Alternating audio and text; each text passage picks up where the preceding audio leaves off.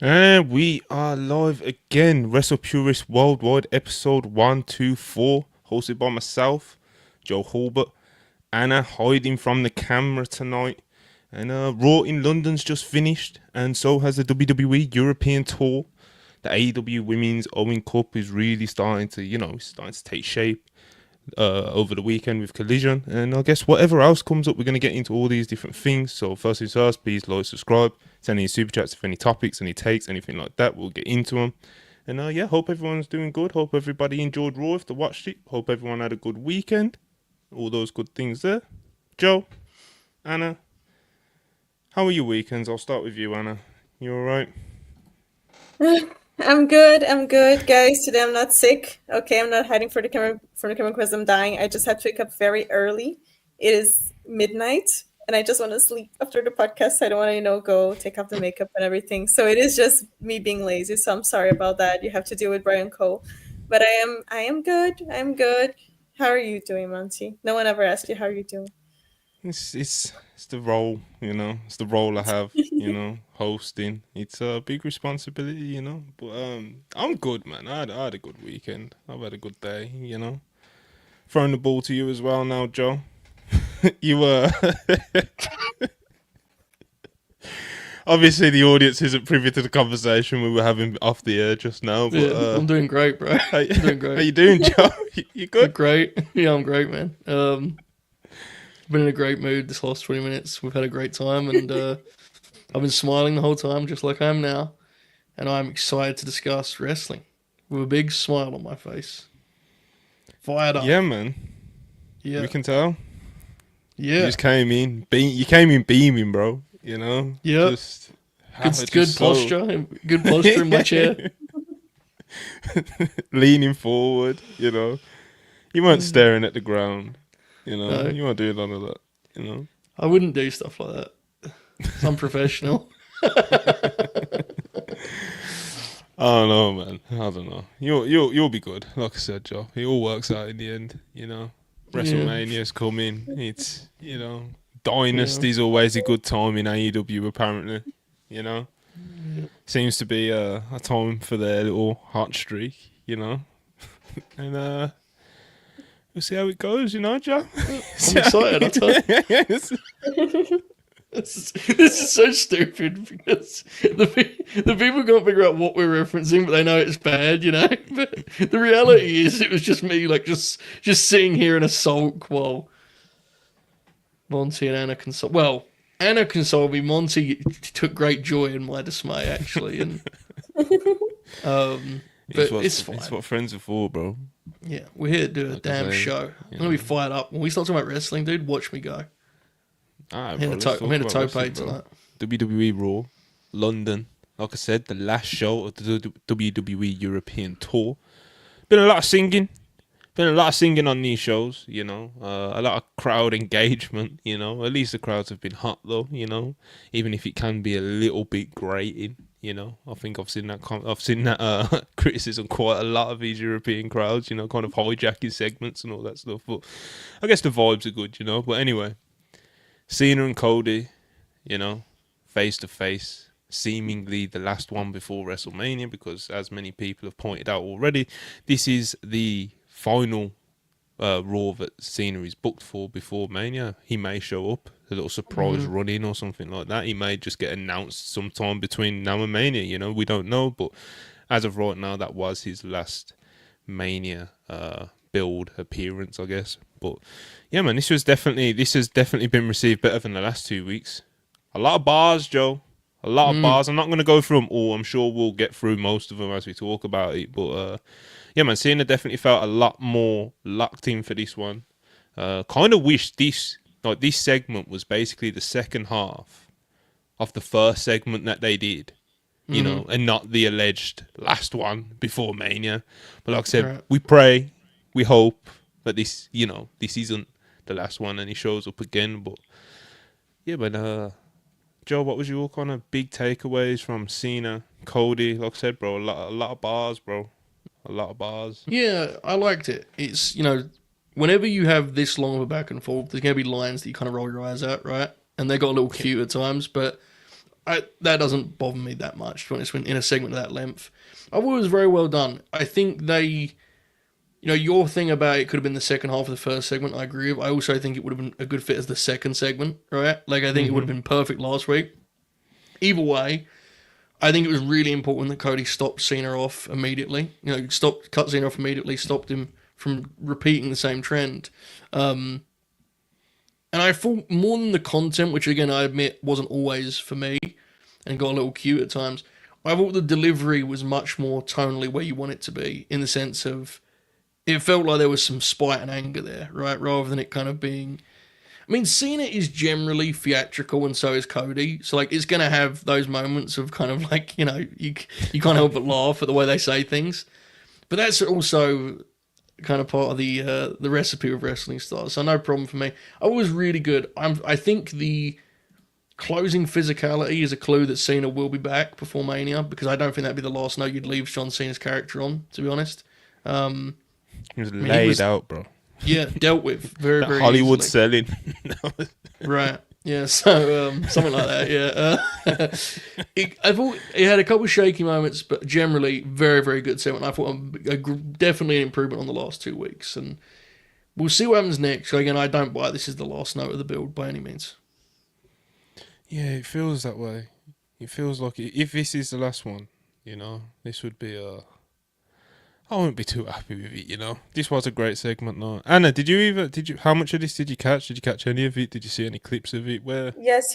What did you see, Anna? What did you see? I saw Talk to me. I saw the clips of the promo itself, and yes, I agree, it was better. I am still biased for the first one because I was there in person, so for me that was like very good. But I was laughing. I have to tell you guys, I was there in Raw, and people are booing, people are cheering. I am dying laughing at everything that Cena is saying, because for me it's just like very funny, and I don't think that was the goal for it to be funny. But even this last segment, I was still catching myself laughing at some of the things they were saying. Like, oh, people say that John Cena buried talent. I am talent. I don't know if it's purposefully supposed to be goofy, or if it just comes across like that. Yeah. So it's still not 100% Cena's a quirky guy, He's a weird guy. Yeah. He's a silly little guy. He is very silly. He's very silly. Yes. Yeah. But I do agree with you. I think he's definitely gonna show up again. I think he's gonna run in and like beat Cody down, and we're gonna have the classic build up that we always have. But I don't think this is like connecting that much for me. I am excited for the match just simply because I'm curious to see how Cena's gonna work as a heel in the ring. Yep. But I just don't think it's 100% for me. This big, It's gonna be really interesting in the ring, because yeah, I get the sense John is gonna like play a bunch of covers of his favorite heel tunes. I think I was talking to Alex about this, and we're both convinced that the bell's gonna ring, and he's just gonna bow to ringside like Larry Zbyszko in 1987, circle ringside, make the people wait for it. Like, I think he's gonna have a lot of fun with it, because it's stuff he's never, he hasn't been able to do in 20 plus years. How that plays to the audience that will be in attendance for it will be really interesting. Really, really interesting. Because I think there's a very good chance. And look, matches being divisive now is almost like inevitable with the opinions, right? Yeah, lock that in from... I think the two main events of this WrestleMania could like set new records in terms of debate as to whether they were good or not. I think you may have full-on world wars about this, It's so that would be fun. I think the main event night 2 will be fascinating, Bells, because John is not wrestling before Mania. So like, he ain't getting himself in rhythm. He's just going to do the Rumble, the Chamber, and he's going to get in there and grapple as a heel for the first time in over 20 years. It's going to be wild. He's that is a little bit wild, No house show matches, nothing like that really, Right. He's just going straight in, bro. He's diving straight in. Had that match at the Chamber, mixed it up with Punk a bit, and was like, yeah, man, I'm good. I'm good to go. It's the reason it's notable is because obviously The Rock does that, right? The Rock certainly isn't going to work house shows when he comes back, but Cena has directly said multiple times that he's someone who needs to be in there a lot to feel comfortable, and like he said this, which makes it even more funny to me that he's just punching that bump card, bro, and he's not been doing it. Yeah, it's going to be wild, and I don't think they're a natural stylistic matchup anyway, in the sense that Not one piece. yeah, because Cody has two modes. He has television champion in 1991, where he does like the fundamentals, in the classical American wrestling, which is not really John's domain. And then his other one is I've seen PWG DVDs, and he does which one of those John will pick will be fascinating. Because John likes some PWG DVDs too. Unless we forget the springboard. He does, bro. Maybe he hits the springboard stunner. Yeah, man. Maybe they get in there and do a moves match, dude. I have no idea. Oh, I'm really interested, genuinely. Yeah. That'd be too funny. Yeah, Oh shit, I want to see how the dynamic is. Oh, Yeah. we got a run in. We got an intruder. oh. Ibu of the internet. What's going on, brother? What's good? Monty Rhodes. Oh, come on, bro. Monty Rhodes. What's going on, everybody? This is my first appearance on Worldwide since like 2 weeks ago. But your future host is here. I don't know if Monty has let hashtag the people know yet, but I'm here to show love, here to pass by, here to hang out real quick, and just say what's up to everybody. Also, I felt like talking a little bit about the opening segment since I'm not on the Raw review. So, Rob's not going to be happy about that, bro. He's gonna have to cry. You told him. He's gonna have to cry. So here's the deal. You're gonna have to tell him, bro. I don't want to repeat anything you guys already said. What I would like to add is this. So, the angle that was shot at Elimination Chamber, right? For that to retain its effectiveness long term, Cena has to win at Mania. Because there's a version of this where he doesn't win at Mania, he shakes Cody's hand, it's Mania 18 with Hogan. And if you do that, like, that's cute, but then you've also completely rendered what you did at Elimination Chamber useless. You don't exploit it to its full potential, right? And the world isn't going to stop turning if that happens, right? None of us are going to kill ourselves or anything, but you do. It is just a squandered opportunity, just point blank period. So he has to win. Plus, beyond that, if he wins, you then give yourself more space and opportunity to then flesh out the nature of his relationship with The Rock. You at least give yourself more time to have the opportunity to do that. You know what I mean? And so you can then turn this build as just the start of this new Cena character rather than just a quick little short kind of rush job thing to the match that he then turns back on. You know what I mean? So I wanted to kind of just point that out, that Cody kind of has to lose this match. And I forgot where I said this. It might have been on the Raw review that I popped in on with you and Rob, Monty. But it would be an interesting story to tell if Cody failed the WWE universe, and his next big goal is, I'm going to bring the WWE Championship and John Cena back to the people. Not just the title, John Cena too, because he said it on this show, you are still my hero. And so it'd be interesting if it's one of those things where it's he tasks himself with bringing both of those things back. And then you can maybe make that the long build to SummerSlam. He wins the belt back. John Cena turns back after that. So just an idea. And like I said last week, I think Cena's reign, his next big pay-per-view matches, I would do Randy and Punk with a young guy in between. Whatever young guy you want to choose, or not even the word young, but just newer guy. You could just pick one to do in between. So you do Randy at St. Louis, in the in between show you do whoever you want it to be. I don't know, whoever it is. I don't even know off the top of my head, but you do one, and then you do CM Punk. And like I said last week, again, just reiterate again, I think Punk losing to Cena could be the beginning catalyst of his own personal heel turn. But just how I would book it, just a little bit of fantasy booking there. And I echo the general sentiment of this show, which is that this was much better than last week. I thought last week was like mentioning 17 was good, and Cody came off well. Cody came off well in all the segments, but I just thought last week was a waste of a week, generally speaking. Because even when he went you people in the first week, we at least gave it the latitude of it's the first week, and you got a great reaction. But the second week when he was going full 03 Triple H to start Raw, That was not for me at all. I did not like that segment. So much a market improvement on the previous weeks. Yeah, last week had me stressed me out, bro. Yeah, I heard He's you about on the, legacy games. Yeah, it's crazy. I was listening to that, Joe, and I was like, yo, Monty is spitting right now. Like, this nigga He's is fired talking. up. Yeah, I'll be honest. I tweeted right before All started. I tweeted my expectations were on the floor for this Cody Cena interaction, and gotta be honest, Joe. I was ready to do some like. Can we talk? I was ready to do Expose. some interesting conversations about John. You know, I was just ready to do it. Yeah. So nasty, dude. You had drafts ready, bro, about Yeah, I did. how Dwayne came back last year, and you know, like, articles were ready to be written, Joe. What I did learn about myself, Joe, is I'm pretty much on the same boat of you as like I'm not crazy about the promo battle format.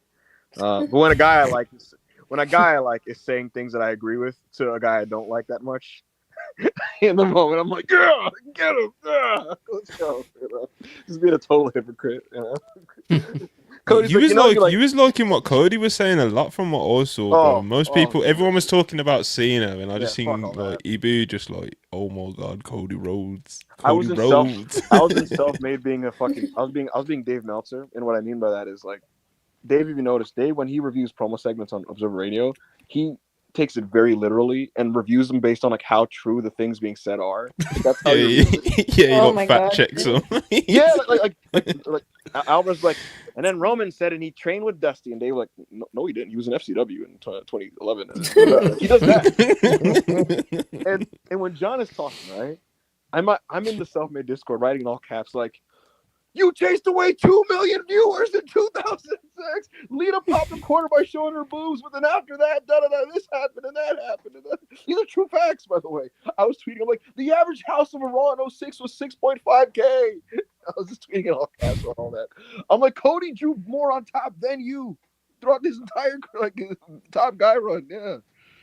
Which I'm right. It is what it is, you know? What the fuck are you doing right now, dude? What is this? It was beautiful. What is this shit you're doing right now? This is we're on the air, you know. He's like, get a room, man. Jesus, whip! You get fucking ticket attendance is being yelled at me and box office attraction stuff. What's happened to you in your time? What you've been radicalized? A little bit. God. A little bit. I feel like, you know, people like to play the charts and graphs game now. Let's play the charts game again from 2006. You know, let's bring the charts out. That's way better. Let's play it from 2006. Yeah, let's see what those charts are looking like in 08. You know. Yeah. Let's really compare. You know? Things want to talk about Gates. But yeah, man, Cena. He's. What's up, Anna? Can I just ask what's your opinion about the triple threat, CM Punk, Roman, and Seth? I hadn't talked to you about it. I just really want to hear what you think. Okay, so that's a loaded question. Lucky.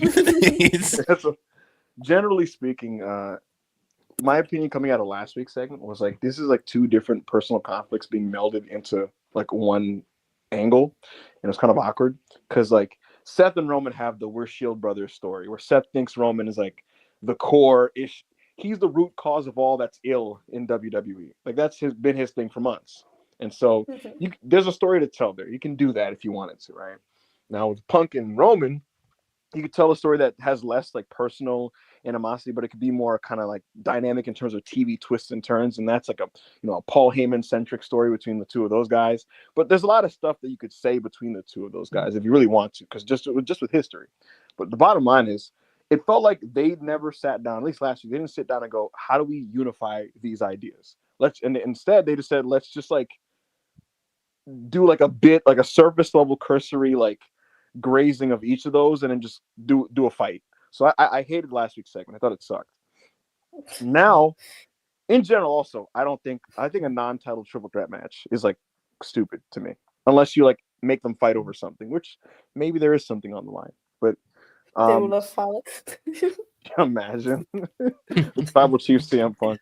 But yeah, so I just didn't like the idea of the match in general. But I was like, you know what? Listen, these guys are big stars. Let's see what they do. And my general feeling on it right now, Anna, is this: there's a weirdly surreal feeling to me whenever I see CM Punk on TV with Roman Reigns. It's like weird. Like it's just, I don't know how to explain it. But they like larger than life is a cliche that people like to throw around. But in their segments in Europe, they do come off like larger than life. And I get frustrated with the singing. I think it's really annoying, and I hate when you guys sing at me when I'm trying to watch people talk. But it does. But I'm watching Roman and Punk, and I'm like, these guys are too big for the roof that they're under right now. As I'm observing them, and like that part of it feels big. And between that and Roman Reigns' like charisma, like on last week's segment in particular, like I got into that part, and what I liked about the segment that they did was it doesn't feel static, if anything. Like there's not a lot of depth to what's going on with their conflict. They're arguing about like the main event of Mania, which is like you know, I'd rather just a personal issue. However, what I do like about the angle is that it ends with this plot twist where Punk is like, the main event isn't actually the favor. So basically, he got one over on Roman Reigns, and what he's implying is that Paul Heyman is in his pocket. And so what I said last week was the positive was a lot of the angles were kind of just going in circles, repeating the same things, doing the same things. And that angle is set up to be different on a week-to-week basis. Like this week, we're looking at probably an interesting tense exchange between Punk and Roman in Chicago, which I'm looking forward to. So it's like it's shaping up to be slightly more dynamic television, even though like the actual story that they're telling isn't like that blow away at all. Like Joe spoke about this extensively. Like the idea of them fighting over the main event is just kind of like eh. And Punk in general getting the main event is wrong to me. I'd rather he just earn a main event and fight for a title. But you know, I'm not gonna repeat myself on that. So I guess all in all, it's a mixed bag. It's a mixed bag, and we'll see how the match goes. Monty, you correctly predicted that it'll be divisive. We'll see how it goes. We'll see how it goes. Yeah, that segment was very. That was something I wanted to talk about because, like, CM Punk getting on his knees and then Seth just crashing out. That was just, I don't know. I saw so many people being like, yeah, we have to give credit to Seth, you know, like he was between like Roman and CM Punk and he was like the highlight. I was cringing at every single word he said. And look, I love Seth Rollins. I am a Seth Rollins defender, but every time he grabbed the mic, I was like, oh, brother, shut up. You know, it came across, especially between Roman and CM Punk. It just came across like, so, you know, what are you doing, my man? Like, what are you doing? Yeah, like a third wheel. Whenever you're tasked with delivering the line, the WrestleMania main event is supposed to be sacred. You're kind of fucked before it gets started, right? I mean, it's pretty difficult. Joe, could you imagine looking at that? He came across as a geek. Joe, can you imagine him reading that on the paper and for like an hour going, how do I say this? Like, it's like, do I yell it? Do I like undersell it? Do I say it in a very severe, like hushed tone? Punk. The main event is sacred. Punk. I thought Roman, and I'll give credit to Roman because I've been very vocally anti-Roman over the last year. I thought he was spectacular. I haven't noticed. Yeah, right. I thought like something about his comfortability and swagger out there, and like they're singing to him, right? And he's just such an asshole, but like they love him, and they're singing like Roman Reigns, and he kicks his feet up and he's like, yeah, sing to me, London, keep going, you know. And he just smirks about it. The little ad libs, like Punk is looking for the stipulation in the contract, and he's like, come on, man, it's live TV, man. Let's speed it up a little bit. Paulie, smarten them up. You know, I'm like, oh, this is good. This is good stuff. And the biggest positive I could say to this segment is that in the moment, I didn't really want to leave the moment. Like I just had a lot of fun. And SmackDown is not a fun show, for the record. It's not a fun show to just sit and observe. A lot of times things are happening. I'm like, I'm not having a good time here, guys. And in that moment during this segment, I wanted to just exist in it for as long as possible. I wanted to just continue to exist in that moment where the crowd is just reacting that loudly to these larger-than-life fucking assholes having essentially a dick measuring contest.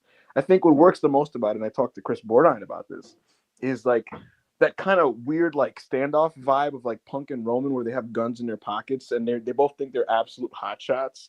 And it's like, man, who's going to get the other guy? Who's going to get God?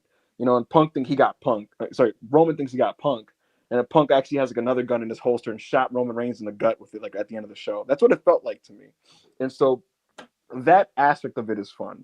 And I compared it, Joe, in my post to it's not prestige cinema, but it's Pulp Fiction. Not Pulp Fiction the movie, but Pulp Fiction the genre of literature. You know, it's on newsprint. It's not, you know, it's not super deep, you know, but it's nice to see the swashbuckler run in front of the cowboy and see who gets the other guy, you know. So that's kind of like how I felt about that, if that makes any sense. Mm-hmm. Until it was muted, but I get what you mean. Yes, Yeah, I do. Get what I you didn't mean. talk. We was talking, my bad. I was about to, and then you What's said up? I'm muted, and you threw me off. Bro, what the live chat is blowing up right now about an Alexa Bliss tweet. Oh, that's never It's good. just What did she do? it's a I have gif. super chats, so I haven't Alexa seen Bliss. those. It's just a gif of like It's her a saying gif. why. She's being cryptic, Joe. Yeah, I mean, I don't blame her. I'd be asking why Maybe a lot she's too. complaining about not having a WrestleMania match or something. I don't know. Like, Yeah, yeah, I mean, you because know, she came back and she disappeared. What did she do? Where is It's, she? it's the deal? tough, Anna. I mean, the crowd, they wasn't really loud when she came back, right? It's just kind of, you have to find a spot for people. You know, it's tough, but I'm sure they'll figure it out. What did she appear since the Royal Rumble at all? Yeah. Yep, like, she did. She had a Huh? 10-minute match with Yes, she Candice did. LeRae. Oh She my did a god! 30-second pre-tape and a 30-second vignette. They nailed it. Oh. What a I don't know, comeback! dude. They're making the most of Jamie it. Hater, Jamie I Hater mean, level comeback. Like This gif yeah. is very cryptic. Oh I was- man. that's great. Listen, she's getting paid though. this that's what I'm saying. She's getting this paid. is bordering on. This feels like critical of creative. That's what it feels like to me. It feels like it. Yeah. Why would she be critical of creative? She's been used great since you came back. Remember that promo she did in the ring where she like talked about all that's happening in her life the last 2 years? Oh yeah. Good, Absolutely. that was good. Yeah. Real into that one. Yeah, it's good stuff. Yeah, man. God. In Brussels. Yeah, It was place was packed, man. dude. It was loud. Anna was a Joe, Oh, did you react to like Natty being slipped back into the mix in general? Oh, I pumped my fist for that. Shout out to Natty, bro. I mean, it's the game's the game. You got to respect it. Are you aware that she's now going by Natty Neidhart? I'm not. She Yeah. is. Yeah, so When? Bloodsport is advertising her as Natty Neidhart, and I was like, that's weird. What's going on here? And then she posted a pre-tape that didn't make TV because, of course. And let me see if I can find the caption that she put. Natalia. All right, the caption was essentially, I'm gonna read it right now. I'm pulling it up. This was a video that did not make TV, and the video was captioned, "Let me introduce you to Natty Neidhart." In the video, the video, Joe, the video's in black and white, and it's cutting between her training and her talking in her training outfit, and she's basically like just kind of grappling, like, and shooting a little bit, and like, yeah, Beast. yeah. Put the belts on him. Someone's dropped some big money in the chat, so we got to skip to it. You know, we're going to super chats, people. All right, and everyone knows I'll use any excuse to talk about Natty. You know, so this is important. It's important stuff. You know, $100 super chat by Dispo. Oh my god. Can you confirm or deny Kevin Knight in the Hurt Syndicate? Can I confirm or deny it? For what I can tell you- $100, Uber. Can there you have been- confirm or there- deny anything? There have absolutely been people that have actively pushed for him specifically to be in the group. Yeah, there have been people that have pushed that. That has been happening for months. Is that what's going to happen? That's Tony's call, you know. But there have absolutely been people that have pushed for it, and him being all elite makes us closer to this being a reality. You know what I mean? Now it's like totally possible and feasible. So hopefully it happens. Feels like it's a very logical slot for him. I agree. With Yeah. with him being fully signed and announced as all elite and stuff, you would assume that there is like a role for him to play on the main TV shows, you know. And it's like, where else would it be, you know? Kevin Hart's a good talent, man. He's a good pickup by AEW. Obviously, WWE is apparently interested as well. Give him a what was worded as a invited tryout. I don't know why it was worded quite like that, but an invited tryout. And yeah, it seems like AEW was just a better option for him. Don't know if it was a better offer financially or whatever, but you know, I think AEW is a better fit for him anyway. To be honest, at this point, if they do have a role like the Hurt Syndicate for him, which seems like a very good match for him, man. It would be nice to have like a project within the Hurt Syndicate that's long term. You know, definitely. It's kind of how Cedric felt in the old one. You know what I mean? Obviously now he's a lot older. Do you know what I mean? And even like he was older then than Kevin Knight is now. You know, but still, out of the guys involved in the Hurt business, you know, Cedric was kind of like the one that could have got like a really nice rub and did get a nice rub off it. You know, so yeah, man, Kevin Knight being like the young chosen one. You know, I like it, man. I like it too. I think that was a good answer. It's a good opportunity for him, bro. I don't know if that was a good answer for the level of super chat. We tried our best. Yeah, it's hard. But I'll say this though, and thank you, Dispo. But I wouldn't be against doing a storyline, Joe, where they let's say they did sign Cedric, right? Would not be against a storyline where he just assumed he'd get like a spot back in, you know, and then they did a thing where it's almost like an on-screen art imitating life thing of like he's doing an on-screen kind of tryout where he's fighting for that spot with Kevin Knight, so to speak. Like I like where they do a thing where it's like both guys are looking like the number 4, and they're you know, and we just see who outdoes the other one to get the spot, and you can like tell an interesting story surrounding that. That'd be interesting. I mean, I don't know what the presentation of Cedric coming out of that would be pretty rough, I feel, but I guess some must die, so others can live, right? Is what it is. Yes, and it also depends on if he has like a respectable landing spot elsewhere, like on the show. Like if I don't know, he doesn't get the gig, but Shane Taylor's like, we got you. You know? Look, I like Cedric. I'm not, what you're describing sounds compelling. That was the elephant in the room, so I thought we had to kind of we're like I know what you're saying, Joe, because could you imagine the pre-shape where MVP is like, listen, brother, we're always in business, but you don't cut the mustard anymore, you know? And dude. And he has to like look sad about it.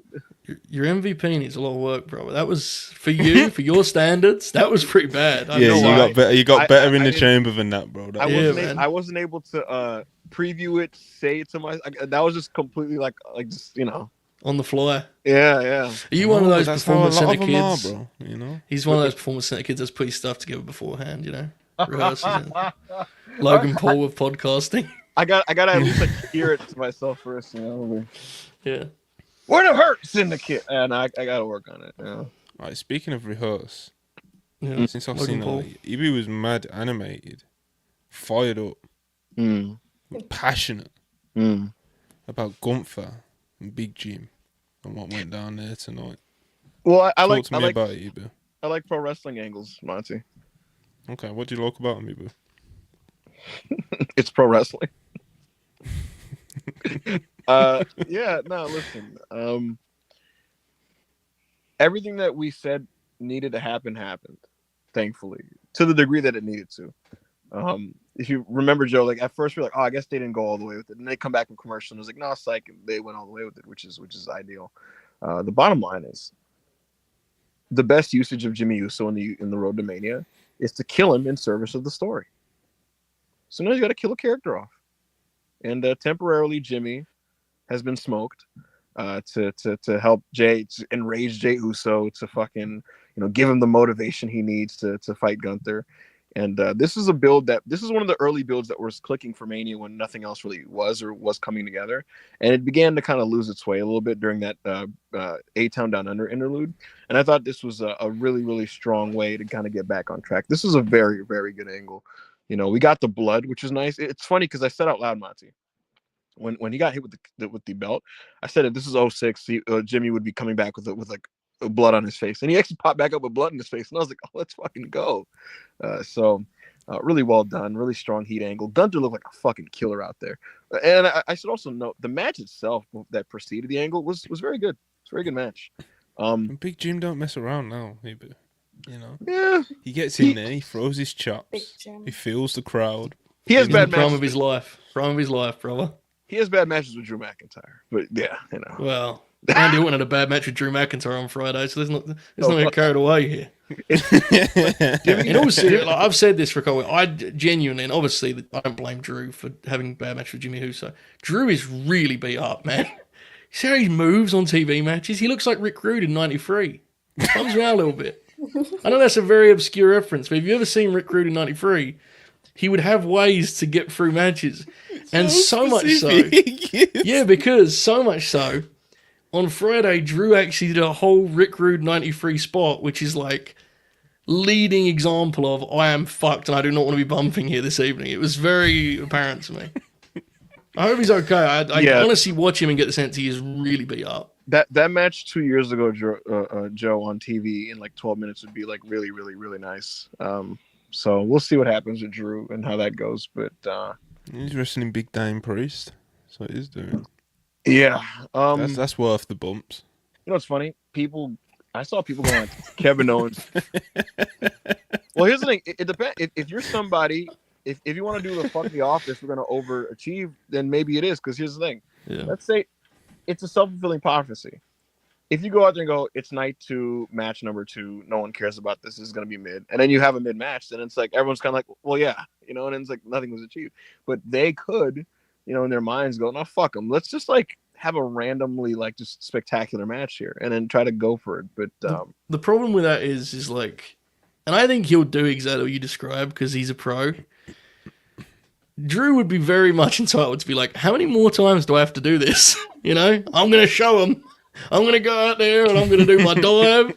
I'm going to hit her. Bro, he just had the best year of his career, and the ultimate result of it was no, right? Like, he's back. He's actually in a worse spot this year's Mania than he was last year. What's so it's nasty, hard. What's nasty about it, Joe, is they move into SmackDown with the idea being you'll be the big like opponent for Cody for like the spring on SmackDown, and then this John Cena thing happens, and it's like, well, never mind, actually. And that's your biggest indication, because look, people are going to lie to you. Brian Gewirtz is going to go on Twitter and quote Dave Meltzer and go, he doesn't know anything, guys. And people are going to go, oh shit, Gewirtz on Dave. But the one actual proof that some aspects of the Cena thing came together late. And what I mean by that is like the actual heel turn. Not like that he's going to fight Cody. Him and Cody were going to fight for months. But the heel turn was a late thing, and the Rock's involvement of that was like completely last second. And your big indication is Drew McIntyre moving to SmackDown. If that was happening, Drew wouldn't be moved to SmackDown, because the idea was he's the main event heel to throw at Cody Rhodes. Yeah, he's 40 in 2 months. So Drew McIntyre?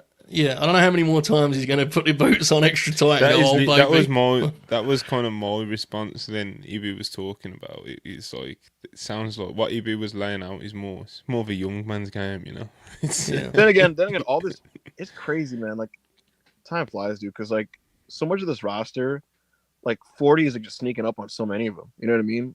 I looked up the other day and I found out Sami Zayn was 40, and like that shouldn't be surprising. He's been around forever, but it also just kind of, I've reached the stage of my fandom, Joe, now where like how you like have always seen these guys and remember them is just how they're gonna be in your brain. So like Sami Zayn was just never the old guy in my brain. So like him being the old guy now just feels weird, you know. And well, to be fair, and I know this contradicts what I said about Drew, but I do think we're trending in a direction where guys are going to remain a certain version of themselves for a very long time because of how few matches they wrestle. You know, like Kevin Owens hasn't wrestled since the what did they call it? No holds barred, right? He hasn't wrestled since the no holds barred match. Like for his body, that is a game changer. He can go for longer than he would have if he was still doing 150. If he was doing 150 matches a year the last few years, I don't think he would be able to go on as much as he will. Do you think that's by design, Joe? Like I SmackDown, obviously, like it's a long show. You know what I mean? And it's like they could use the Kevin Owens match on that fucking show. Oh, for sure, yeah. Do you think like he's kind of like a little fucked, and they're like, you don't gotta, you know what I mean? Like I always wonder, like why does Kevin Owens just not wrestle on the TV? I think it's I think there's a level in the company now that's like unofficially viewed as like a TV star, and I think their view on TV stars is they don't wrestle very often. And I think if you looked at the roster, I think build a pretty good case for that being accurate. Yeah, and then there's like the guys who like are all right, like they're comfortable with getting in the mix. Like Randy Orton will kind of like Randy Orton will wrestle 1 to 2 times a month on TV sometimes. Right. Cody Rhodes before Mania season would wrestle like twice a month in a tag or something. I mean, look how few have we got one All-Star tag on TV in this road to Mania? No, and the nasty part, Joe, was there was originally going to be a number of them during this European tour, but there's an angle that they wanted to do that got delayed to post-Mania that fucked up the plan of tags, is what I would say, and that it's part of why Drew got mad.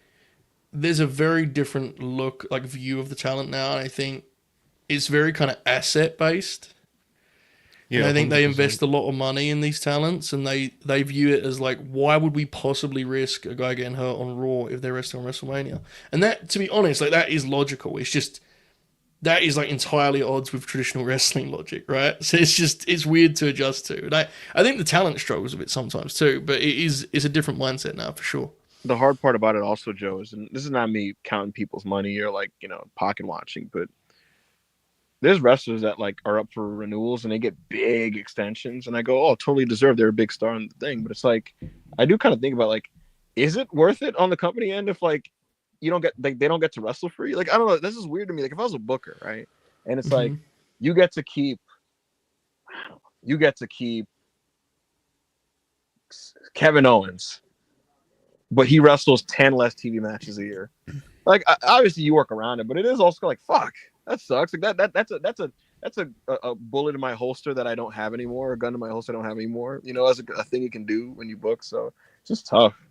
Yeah, it's just different. It's like, well, I actually completely get it, the thought process behind it, and I'm happy for a guy like Kevin Owens whose career will be extended as a result of that. Right? If anyone deserves it, it's someone like him.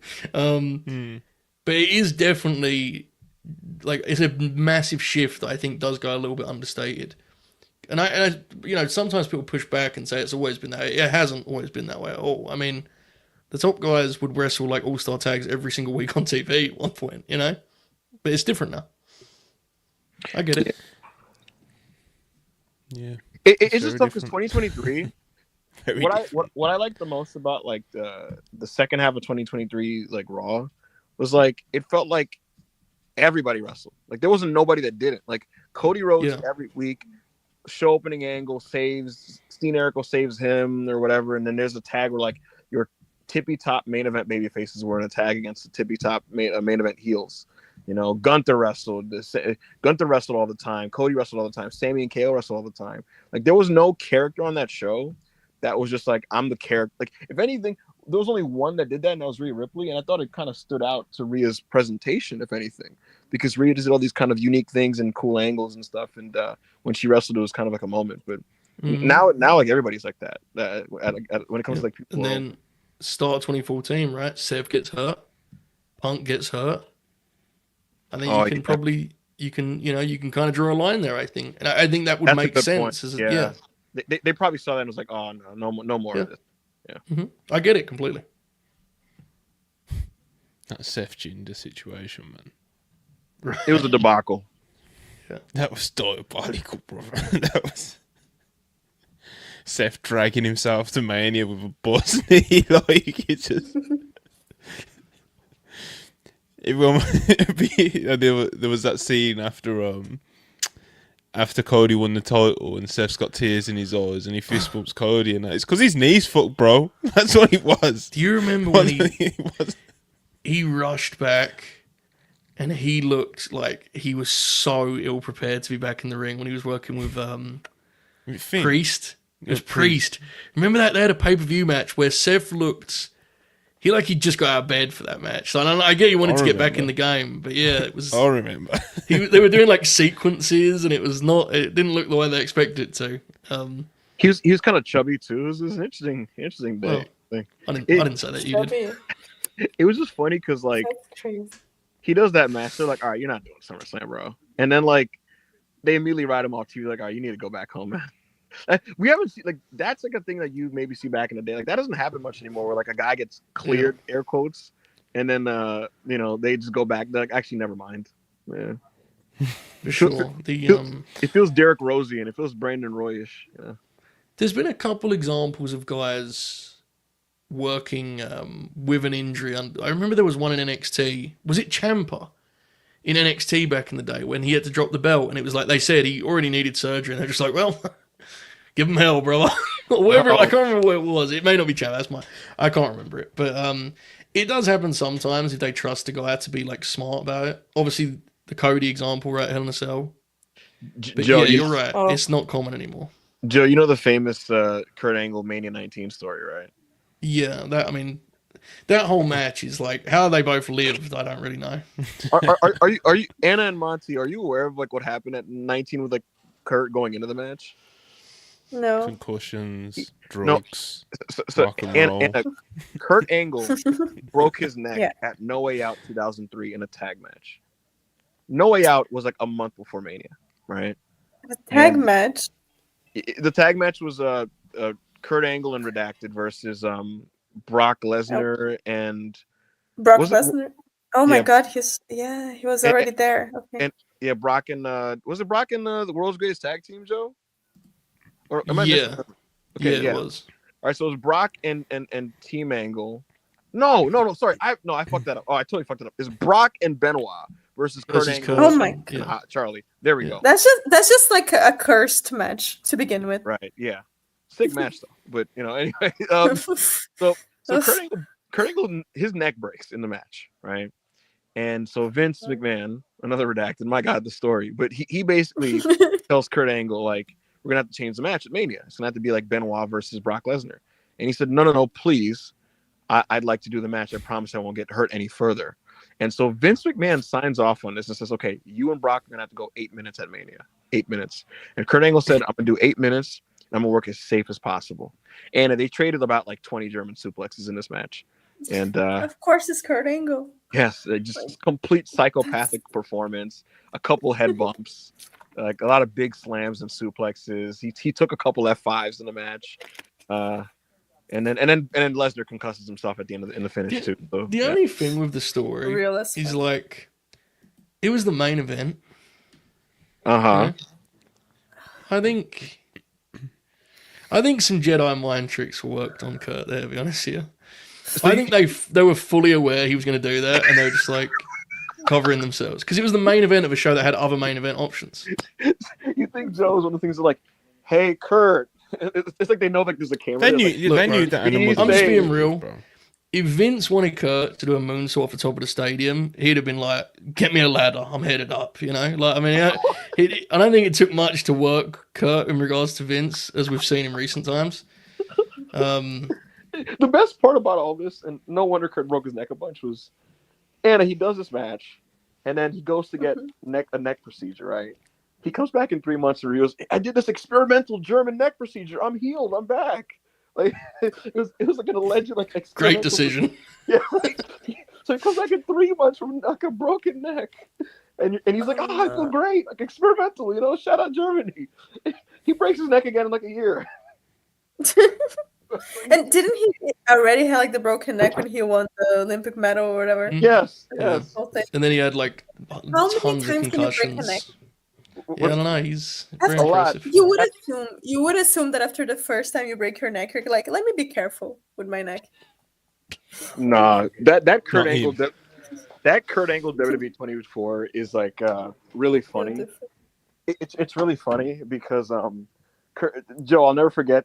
They talk about like he goes like the reason why I had a lot of great matches in 05 and 06 is because I just thought I was gonna die, so like I just like did every move I knew, like I just did everything, and I just accepted like I might die.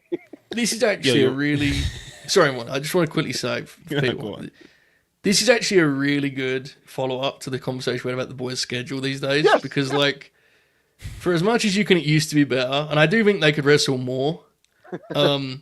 You listen to some of these fellas talk about their job of professional wrestler, and it is like legitimately psychotic. So.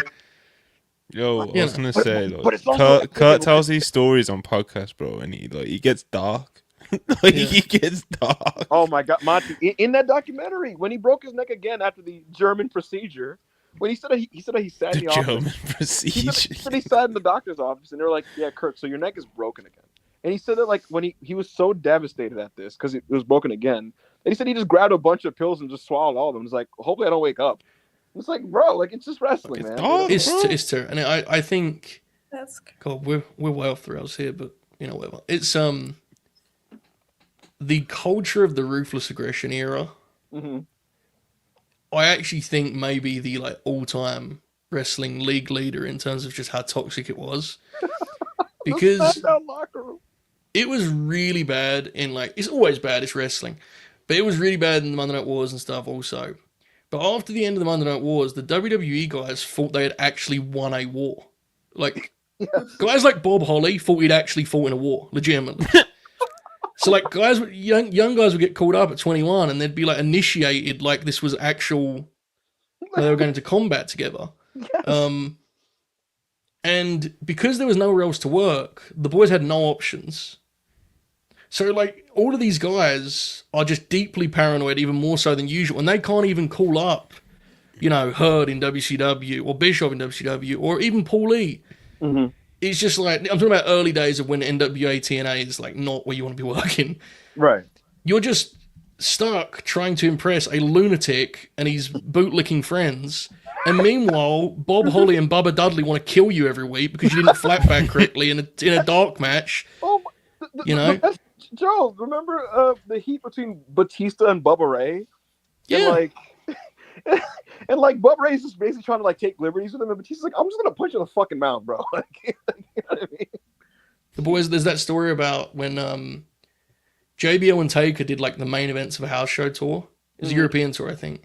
Mm-hmm. And they did the same match every night, because of course they did. What possibly could they have come up with? You know what I'm saying? It was going to be the same match, wasn't it? Right. I could tell you what the match was. I would look just thinking about it. Right. And on like night 6, some of the boys went out. They left early and got on the bus. And like the next day, they had a team speech, like watch the fucking main event and respect the guys who drew the house. And it's like, God, how do you have time to do anything else after sucking your cock that long? It's just absolutely outrageous. Just imagine JBL being like, where the fuck is Paul London? Exactly, But right? Like, you don't fucking respect me, boy. You don't fucking it's the worst culture ever. Like, it's, and the fact that, never mind. It's there are things from that you can take and make positive, but there are so many negatives and actually, like, lives actually ruined by it, Like, just because these guys thought they won a war because Ted Turner didn't have control to run a wrestling company anymore. What a bunch of fucking losers. Anyway, enough about this. People died, man. It's fucking insane this shit happened. Anyway, proceed. So in conclusion, Drew McIntyre, suck it up and wrestle some. Yeah, Drew needs to take some. Take some fucking pills. Do an angle slam. Drew, keep doing your thing, brother. Just take it easy.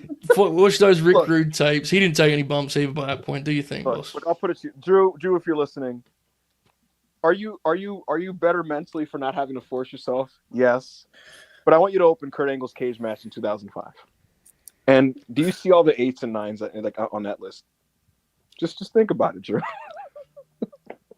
Turning Drew McIntyre to open and cage then match. and then Drew, remember how disgusting, Kurt looked and felt when you were wrestling him in 2018, and go, actually, I don't need that. Actually, I've got millions of dollars. Okay. Oh my God, 2019 Kurt is so sad. One of the most watched wrestlers ever, like legitimately. Just like, oh, had legitimately had arthritis, dude. Yeah. He had arthritis He wrestling on Raw. Couldn't move. And he said Oh. afterwards, he was like, yeah, I'd freeze up sometimes. Oh, really? Interesting. Glad I know. no, Kurt Angle hit that nigga up like, you want to come to AEW? He's like, bro, I'm half dead. It's like, all right. On it, he wrestles Joe, and Joe gives him like a suplex, and Kurt just lands directly on his head because he can't like he can't move. Yeah, he can't brace for it properly. Yeah. And they were like, oh, good, he should wrestle Baron Corbin. Joe, when Kurt would try to do the rolling Germans in that period, like there'd be like a minute between every suplex.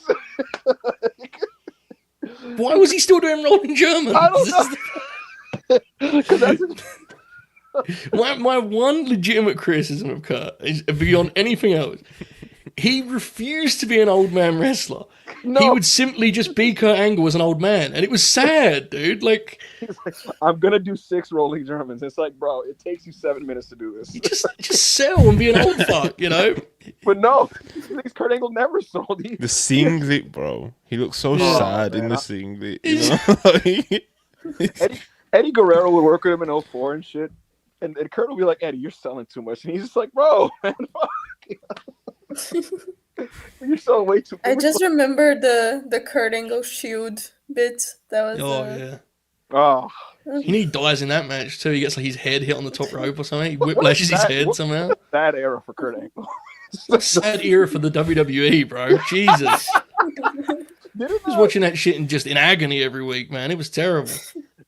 AJ Balor was cool on that show. AJ Balor was cool. Yeah, AJ was to that era what like Brett was to New Jack. Yes. Oh my god, AJ's having like 4-star matches in like the worst like period of the company ever. Yeah, there's that show where he has like a 4-star match with Rusev, and the rest of the show is just the most offensive pay-per-view wrestling you'll ever see. Like Carmella versus Asuka, Alexa Nia 4, you know, like just all of this just horrifying stuff. Yeah. So someone posted that they're about to watch WrestleMania 33, and they just put a screenshot of the time length at the corner of the screen, and it said like 4, 58, like 52, and I was like, what the fuck? Jesus. Oh man, bleak times, bro. Bleak If times. WrestlePurists existed in like 2017, what would we be talking about? I was like New Japan. I don't. You would not exist. It couldn't have existed, bro. What would we review? Like, I'd go as far as to Just say, crashing if out it of wasn't for AEW, WrestlePurists probably wouldn't exist. Like if WWE was the only game in town, I don't think like this sort of little group that just naturally came together would have came together the way it did. Oh man. Hey man, hey Anna, what did you think of Nia Jax versus Alexa Bliss? You know? No, we'd be reviewing like NXT and shit, bro. Oh. Like every week, like we'd be on like NXT episode 130 of the NXT review. It was just they would take stuff and you'd go, they can't fuck it up. There's no way they're gonna, and they would dribble it to the goal line and then they'd turn around and punt it back out the other end, and you'd just be like, why do they do this to us? They would get. That was what made it worse. Was in 2019, it was just terrible across the board. Mm-hmm. A couple years before that, Vince got into this habit of doing a thing where he would like show you he knew what he was supposed to be doing, and then he would just stop doing it as a rib. And like people would be like, "Yeah, man, this is good stuff." Yo, there was an era where like NXT call-ups would come up to the main roster. I'm like, oh, finally this show's gonna be good because they have Bobby Roode now. You know what I mean? Yeah. No, You come as a like, baby when face. Fuck. Yeah. Go on, Anna, sorry. being called up from NXT was like a death sentence. Mm-hmm. You know, Yeah, like, What do you think's the yeah. best example of it? Like Shinsuke or something. Not a death I think sentence, Bobby. but the way. No. I think Bobby Roode, because he got called up as a babyface, and he doesn't do anything as a singles. Like, they don't even get like a good world title Robert program out of him. You know, he's Yeah, but just, he gets killed so like quickly. Not completely killed, but you know he's so he's like dead pretty quick. Yeah, but it's like it's not a thing where they dribble it to the goal line. Whereas with they don't. Shinsuke, it's like he comes in, he's red hot, he wins the Rumble, he gets the world title match at Mania, and then he loses, and it's a shitty feud. Do you know what I mean? Like it's just. The chat are bringing up an interesting one. Carry on, Eva. What was you gonna say? He had 3 matches with AJ and didn't win any of them. Yeah, that was pretty beast. That's crazy. EC3 has been brought in chat, and so like this is. I've accepted that this is something. he existed. Exactly. This is going to be a lost piece of history because he's now like doing podcasts with Vince Russo and stuff. But the EC3 thing was a real thing at the time. And not only was it a real thing, people were convinced that he was going to be like the world champion in the WWE. Yeah, they were, bro. It was crazy. And it was a wild time, dude. Ever do? Like, what did he ever do to convince people that? Where he still wanted to? Oh my, Dean Ambrose. Yeah. Oh God. Oh my God. That was another classic moment of Bliss segment, by the way. Another home running. We need it back. What was the Alexa Bliss talk show? What was the name Moment of of it? Bliss. That was it. A moment of The bliss. word, Moment of the, Bliss? and this is me saying that's the worst talk show in wrestling history. Like, and I think about 5% of it's her fault, but I'm pretty sure it was a rib often. I mean, because EC3 was on it as a mute, he didn't talk. On Moxley's, Is he 1 and 2? I forgot about that. he was so Oh dead my inside. He's just like, is there EC3? All right. Where's EC1 and 2? He's so dead Yeah. inside. And then they like wrestled. That's I'll, insane. I'll never forget. I'll never ever forget. Yeah. I'll think about this when one day we're voting and they're on the ballot: Seth Rollins and Dean Ambrose, John Moxley. Yeah. Remember when in Ambrose's his like final leg and he has that match with Seth on that pay-per-view and it's fucking awful. That's about as bad a match as you can have without like fucking stuff up. It was the least interesting wrestling match you could The possibly crowd was doing like, did they do CM Punk chants? They were doing Probably, those kind yeah. of chants though. Like, they just did not care for that, bro.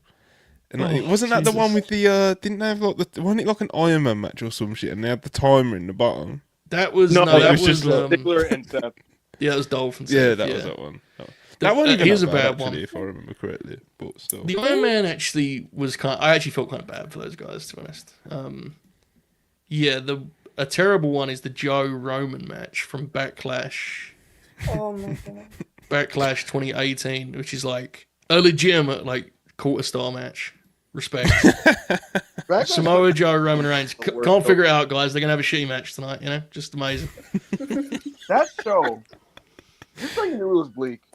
It's like 4.5 hours long. It opens with a Miz Rollins match, which is the best match on the show, and nothing else is even good. Yeah, there's another Alexa Knight match on it. I'm not even joking either. That's the fucking... That needs to be. Yo, if you ever do like a recap pod, just talking about 2010s WWE, it would just be a funny bit. You go like, this happened, that happened, this sucked, it was fucking terrible, and there was like some Iron match at the end of the show too. That was Vince of that era, in that like they do it at Mania, and it actually kind of goes about instant. Like it's not good, but it's fine, you know. Like rather than quit while he's ahead, Vince is like, what if we like make a series of this? You know, what if they just wrestle each other often? I just opened the card for the. You remember when they did the pay-per-view, the Shield's final chapter? That was like a whole pay-per-view. They did You like the remember special. that? I don't even. Was it even a Yes. paper? I think it wasn't a It network was. special. Network special. Right. I mean that there was the Yeah, era the where they were whole just like Same thing. Okay. yeah. I just opened the card of that event, right? This was 2019. First match, Zack Ryder and Kurt Hawkins defeated the Revival and Aleister Black and Ricochet. Oh, That is just That's fucking nasty. godly, actually. And then Tony Nese defeated Buddy Murphy, and we have Alexa Bliss and Lacey Evans defeated Dana Brooke You and know Nikki what? Cross. Hold on. You remember when they used to just let the 205 guys cook on the undercard? Yeah. Bud Matt. they would go insane for like 6 minutes, and then Dave would go 3.5.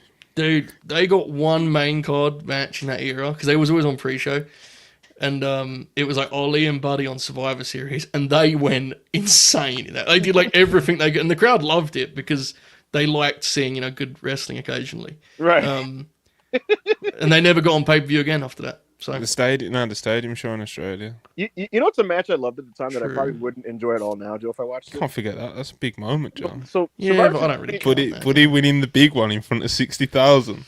Even they couldn't fuck that one up. Yeah. Joe, so 2019 WWE is like awful, but Yes. I do like Survivor Series 2019, and Yeah. there's a match on that show that like I loved at the time, and I thought was match of the night. That if I watched it now, I would think it probably stinks. Fucking Adam Cole versus Pete Dunne.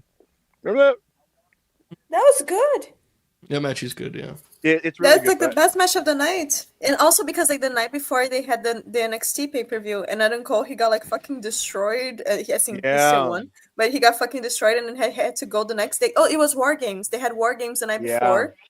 And it was the War Games that Ciampa did the thing like from the top of the cage with Adam Cole in his back. Dude, And then the You're- next day he had to go wrestle Pete Dunne, and his wrist was broken, and Pete Dunne kept doing the fucking thing with the hand. That was beast. And my brother rewatched that show recently because he's really nostalgic for like Black and Gold NXT. I love Black and Gold. I So will Joe admit, Holbert. I will admit, well, here's the thing. Joe was kind of like fading by this point. Yeah, I'm done by then. But Fucking pussies, indie wrestlers. you know what's funny about that, Joe? This is the brief people still behind, but I'm watching 2015 NXT for the first time because Joe was making me do it, and it's good. But there's a nasty part of me, Joe, that's like, where's the PWG? You know, where's Disgraceful. You got 3 Alexa Bliss matches on that month, bro. Be thankful. It was a different time. I'm watching video packages and William Regal and like coming soon. Alex Riley, and I'm like, coming soon. Dana Brooke and the Lucha Dragons. Lucha Dragons come out. I'm like, all right, let's get some Poison Ranas, and they're just having like really safe, respectable matches. And I'm like, what the fuck, man? Yeah. But Bro, Black and Gold is so good though. Like I don't know if I'm just nostalgic for that because during that time, if it wasn't for Black and Gold, I would have just stopped watching wrestling. You know what I mean? Like that was the thing that was like making me stay there. Like, And I'll tell you this: about a year ago, I was like, I was trying to reassess how it was, right? And I watched Takeover New York from 2019. That show was unbelievable. It's so good. Yeah. The takeovers or something else like that era is always going to be like very special to me. Like honestly, I loved it.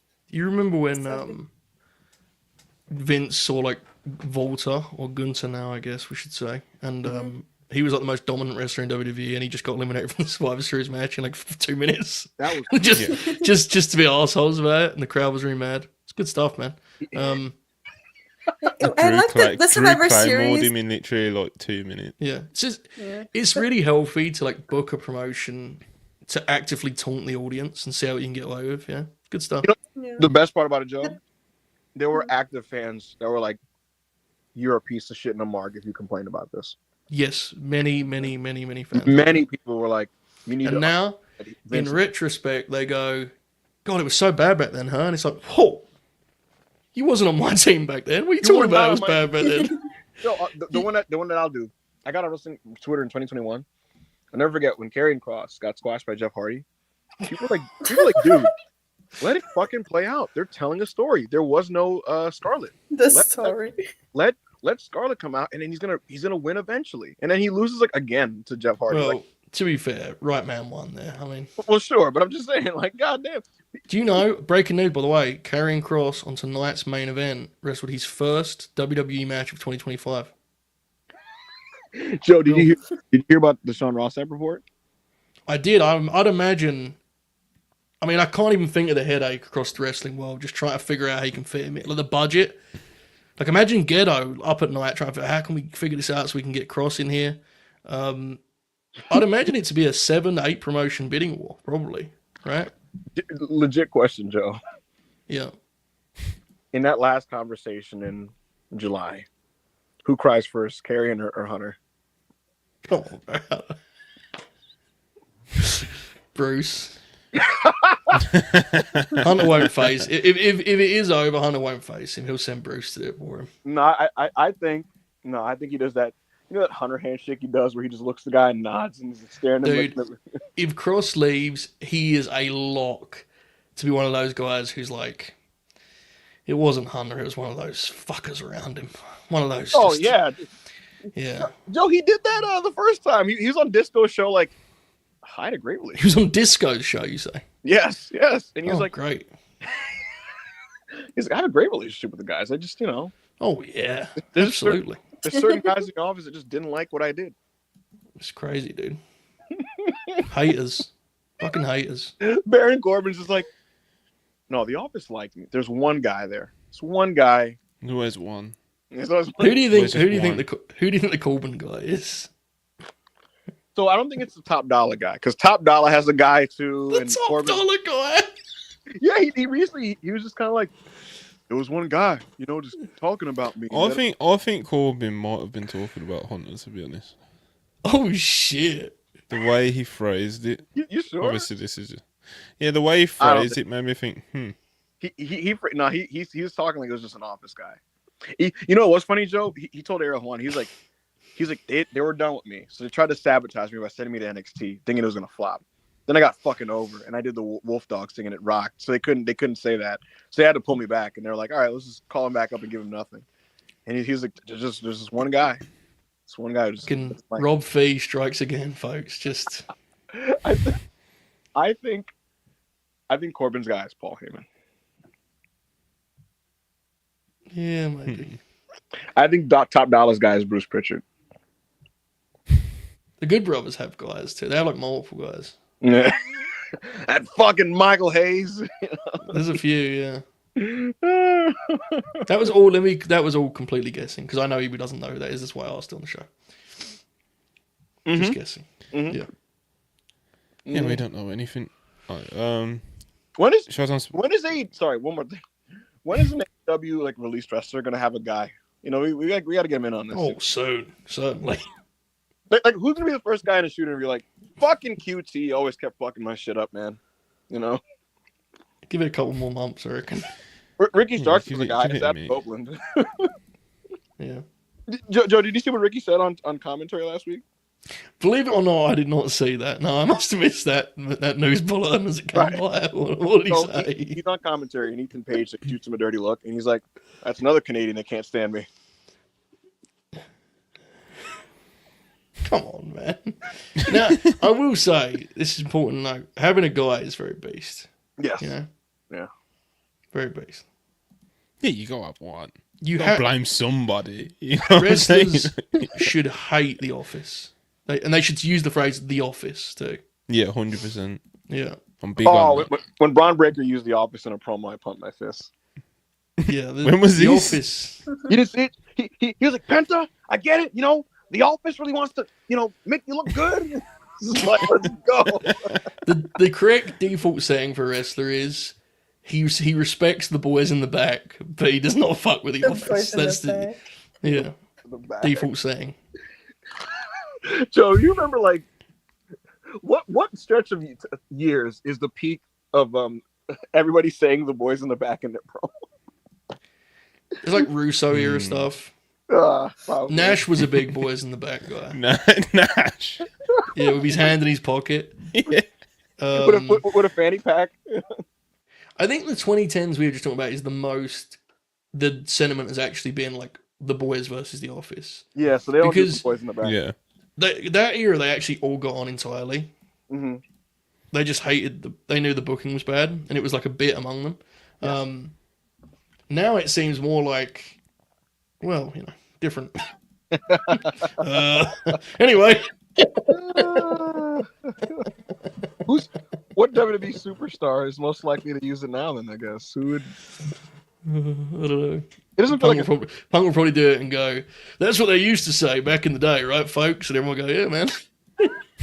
17-year-olds that started watching wrestling 6 years ago being completely confused, I was like, sorry, guys. I want to be Roy Shire here. And they're like, what the fuck are you talking about?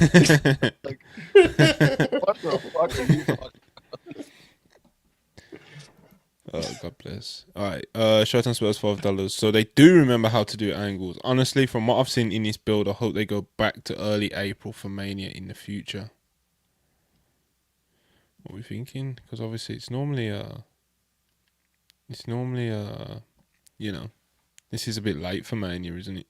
Yeah, it definitely isn't. It's been spaced out a lot. It does feel like things are being stretched. It felt late to begin with. I agree that this build has not exactly proven that to be good idea. Mm-hmm. Well, I came to the realization, I tweeted this, but no disrespect to Europe, I think they should stick to the PLEs.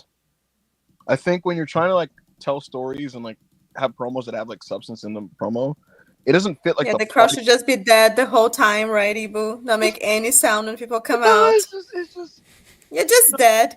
Get him, man. Silence. No, I saw this. I know. Sorry, Monty. I saw so many Americans on the timeline today celebrating. So many being like, "Oh yeah, they shouldn't do this again next year. They shouldn't do this anymore." Like unpopular opinion. Shut the fuck up. It's like your guys are so entitled. You get this the whole time, and you just. It's so fucking What? entitled. You get to think the whole time. Yeah, you just What? do shitty chants. When you do chants, they're shitty. They don't add anything. They're not even about the wrestlers that are on the ring. And We you want not tables, just Anna. pure fucking silence, right? And then you get a crowd that is excited, that is passionate, that sings, that does chants, that like make the wrestlers feel good, feel special. I was there in Brussels. You could see how happy the wrestlers were to be there. You know what I mean? It's so much entitlement to be like, they shouldn't do this next year. Just shut up. Like, I cannot stand that. I'm so sorry. Like, I know we have a lot of American viewers, but guys, grow the fuck up. Like, just, you're not the center of the world. Like, my response is, see, we as Americans, we have standards. You got to earn our reaction, We're going to sit there. We're going to watch what you do. That's not even true, man. Like, that's the worst part. Like, you have people, Ibo, you have people chanting, "Thank you, Vince." Which standards do you have? Listen. We just want tables, We just want tables. And when we don't understand what you're saying, we're going to say what? Come on. Anyway, what I will say is it is a lot doing as many as they've done. And they've done the tour like weird. Like the way they've bounced around Europe has been a bit weird, isn't it? Pretty stupid, to be honest, yeah. So, I do think this tour has been in execution. Maybe there is a few tweaks to be made. Yeah, it looked like a good idea on paper. I guess what I'm actually like not all bits aside. It's just I think it's frustrating when there's like actual business to attend to when it comes to like things that I'd like to be said in these promos, and like it feels like the segments are just kind of guys waiting for the people to finish singing and stuff like that. And I think that's more. I'd like them to get that energy out in like a match, and so like on a pay-per-view where like you just want heat, sustained heat. That's fine. It's great even. I think on a TV, there's some issues there. Like Randy Orton's trying to talk to Cody, and then like, they got to sing Cody Rhodes like for the fourth time and stuff. And look, in all seriousness, look, it's an underserved market. They're excited to see wrestling. They're happy to be there. They're entitled to do whatever they want. And obviously, you'd rather enthusiasm rather than apathy. I just think maybe that would fit better. If anything, go there during the parts of the calendar where WWE historically doesn't have a lot of juice, like maybe the springtime, or the fall season, when like it's football happening in America and Americans are focused on American football. Maybe we could go to Europe and do some cool shit. Plus, if you do that, you don't have to deal with Monday Night Football anymore. You know what I mean, Monty? Because Raw ratings are always down because of Monday Night Football. Well, let's get some fucking afternoon TVs in fucking England and shit. So just something to consider, in my opinion. Yeah, I imagine they probably will tweak it a little bit as well, to be honest. But yeah, Black accusing $94 for $5. Montel Joe, it's time to start conversation about hashtag your country and their views on race after the last segment. Start conversations. If Bianca goes back to Chicago or something, where are they on Monday? I know SmackDown's in Chicago, but like if Bianca all of a sudden is now cheered like Cody Rhodes when she steps back in the US, then cool, you know what I'm saying? But you probably start the conversations. To be fair, probably could have started them a few years back, maybe a couple hundred. Anyway, Anna, what was you saying? I was saying yeah, she was also booed in Belgium, but the feeling that the crowd had was very much just because she was against EO. Like I said, anyone could be against EO in that moment and would be booed just because they were against EO, and European crowds just love EO. So I'm not defending, I don't know about the UK, but that was the feeling that it had like in the arena that I was, the Raw that I was. It was and it's not just because people loved EO. Belgium. No, I do not know about the UK. Belgium does not have Anna great booed history. Bianca Belair when she was at Raw. I did not. Okay? I did not. I personally did not boo Bianca. I personally did not. Right? I booed Jay Uso, and I got like very like side eyes. Can't boo Jay Uso. Yeah, I was sitting next to a couple that both of them were wearing Yeet t-shirts. It was very nerve-wracking, but she just got booed, at least in Belgium, because she was against EO. Like I said, anyone could be against EO in that moment, and they would be booed just because people just loved EO so much. That was the feeling that I got. I did not booed Bianca, guys. Booed Bianca. Please. Did the whoa. I did not. I did the whoa. She denied this initially. She was like, I did not do the whoa. She just lies, bro. I sang Always, Cody's always saving entire face, song. always doing Oh PR. my You God. know?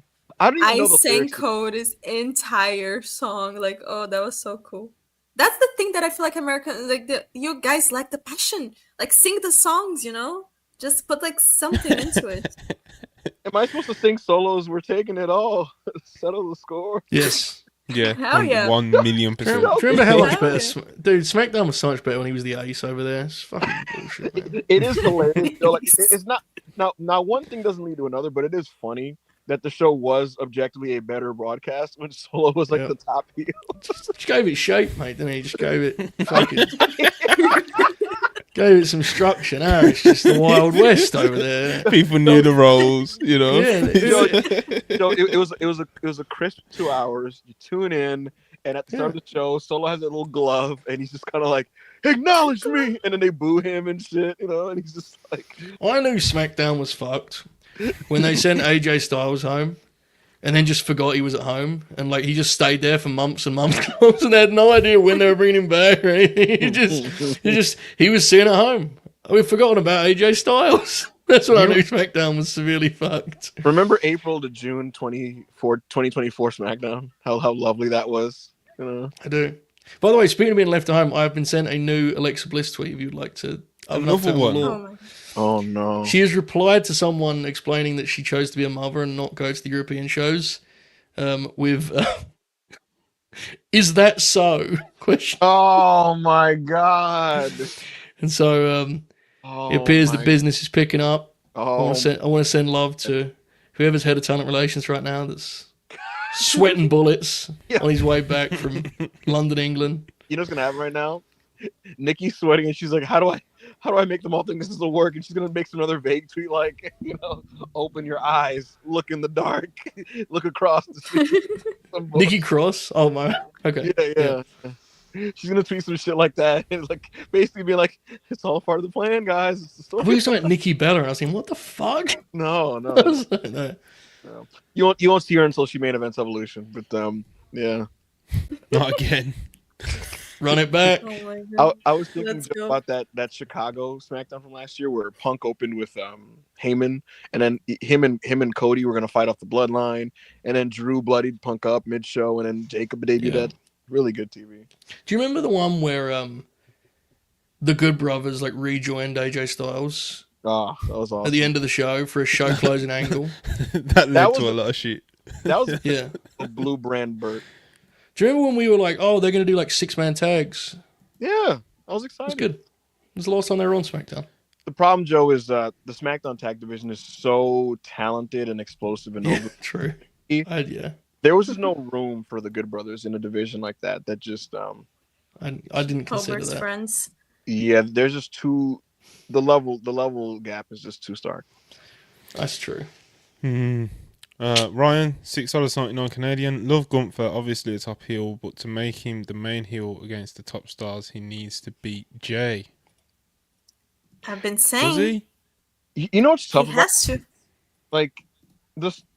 Look, if you're gonna do Jay and Gunther at Mania after they've already faced each other 2 or 3 times, Jay has to win, and I'm not saying that like with glee. He just has to. Boo. but Tomatoes in the chat, guys. Boo. but it does feel like there's still a lot for Gunther to do, and like he was terrific today, and a part of me like is already Gunt. thinking in my head. I'm already thinking like, how do we get it back to him? You know. That's the thing, and it's his first reign, man. You know? I certainly believe that this is He'll be not. fine. Like the sentiment in the chat of like, oh, to make him a real top heel against other top guys, he has to beat Jay. Like, no, he don't, bro. Like, he can't. Joe, did you see what Punk told Gunther? He just has to be Jay just because he has to be Jay. It is. Yeah, what it is that Anna Jay wants him to cannot beat win. Jay because she doesn't like Jay and she loves Gunther. Like, For it's that me, simple. it would be amazing. He just beats Jay with one move. Done. 5-second match. Perfect. That would be my booking personally. Joe Give me would the walk out pen. of the building. I don't think The way they've told this Yeah. story and combined it with Jay's overall journey over the past few years, like you said, bro, if you're gonna book this match after Jay's already Yeah. failed like 2 or 3 times, like Jay has to win at Mania, bro. Like, He can fail again. There's no way to book your way out of it. Like Ibu said, you can think of ways to get the total back to Gunther, but it's like on Mania on that night, Jay has He's to gotta win. win. Bro. Like, he just does. Joe, did you see what Punk said to Gunther at the house show recently? No. He got in his face and said, gave him his belt and said, "I'll see you soon." That would have been such a better match. What are you implying to me? I don't know, just I don't know. It probably Punk on Just some house show shit in it, you know. What is he talking about, dude? I don't know. It did probably that on his IG story he posted himself and said he said something along the lines like, "I'm a cage match guy now." Yeah, like it was the 80s. Who? Punk, because he did like a bunch of house show cage matches. Steel cage, not like the website. Yeah, not the website. Not the. If CM Dutch Punk put on his website. Instagram story, "I'm a cage match guy now," and he's referring to the website, I would probably block him, to be honest with you. That would be a low I'm not willing for him to take. I can't tell the story on there, but screenshots and such. But yeah, I can't tell that one. So CM Punk, good wrestler. very good. Yeah, man. And It would apparently have been he so said much to better if Gunther it was he's him and coming next. Gunther. Well, yeah, we're not allowed. I mean, it could have been Gunther and AJ Styles, but Oh, who? AJ Styles and Logan Paul. Not excited. I got a DM from somebody who was just kind of like, and he's a very, very nice guy. He's a sweetheart. He DMs me, Joe, sincerely. He's basically just like, can you just be like a little nicer to Logan Paul, man, and really give him a chance? I feel like if you listen to his podcast, you'd understand that he really is trying to just better. He's really working on his game. come back. Did Logan Paul DM you? Is that him? This person told me that like if you actually like watch what he says on his podcast, he's very insecure about how good he actually is, and he's really trying to like approach it a certain way. And I just feel Is like that Logan Paul's burner?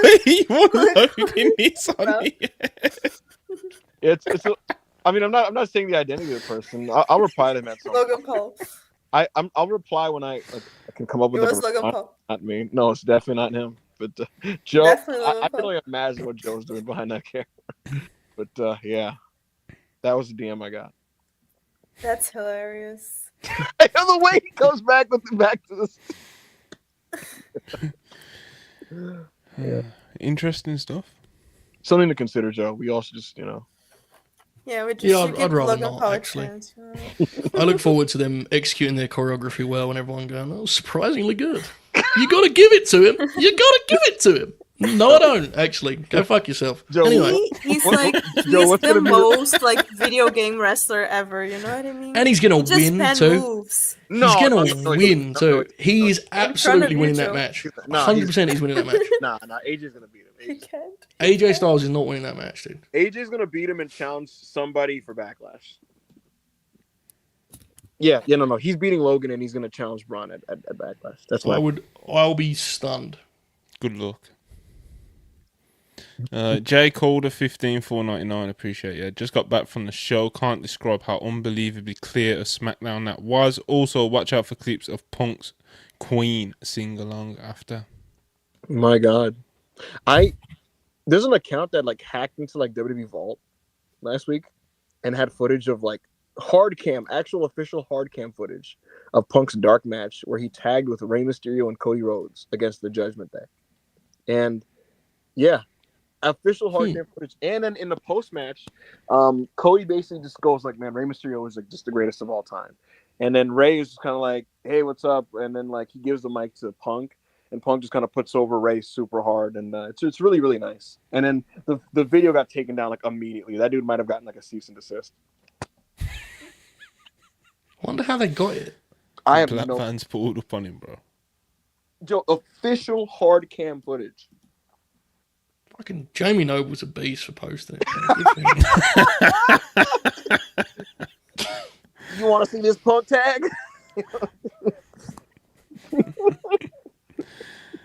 Oh man. The final boss 499. Appreciate it. If we don't see Cena again, it's a major disappointment. I'm sorry, there's just no way Rock can't appear again at least once if Cena doesn't show again. I don't think we're seeing Dwayne. We might see him on the night, but I don't think we're seeing Dwayne at TV. Bold prediction. I was saying this on Saturday with Joe. Bold. Bold prediction, Monty, we're gonna see him again. When? I don't know, but we're gonna see him again before Mania. He's looming. He's... Maybe it's via satellite, but we're gonna see him again.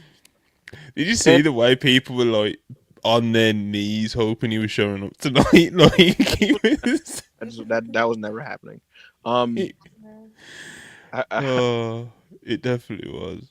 I also like can say like for 100% certainty that Travis will be appearing at some point. So Oh, good. He might. Oh yeah, can't wait. To be honest, Joe, I would. Joe's like, who? I would not mind Joe.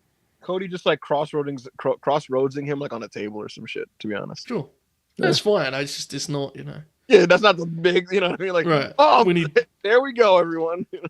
I mean, the problem with the Dwayne thing, even if he does show up, it's just so hard to figure out what he's gonna do. Well, that's why I find it so many. That's why I find it so funny. So many people have seemingly been like so like desperately wanting him to show up again. Yeah. With the direction they've gone the past few weeks. Because it's like, do you know what I mean? It's like what Joe just said. It's like, what? Rock comes back and he's like, look, I may have been on his team, but I'm not with Cena on this. I'm the people's champ, and the people chant Rocky, and he looks at his arm. And then the night after WrestleMania, he shakes hands with Cena, and they agree that their main event, WrestleMania 42. Cody did say he's giving Travis a receipt.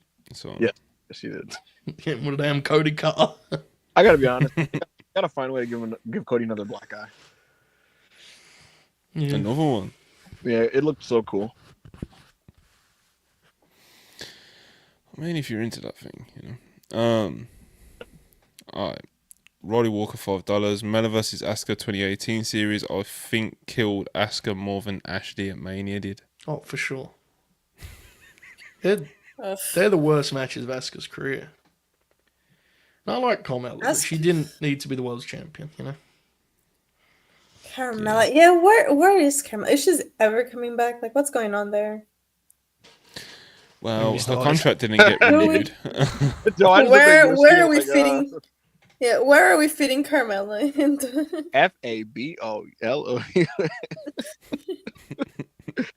Remember the dance break?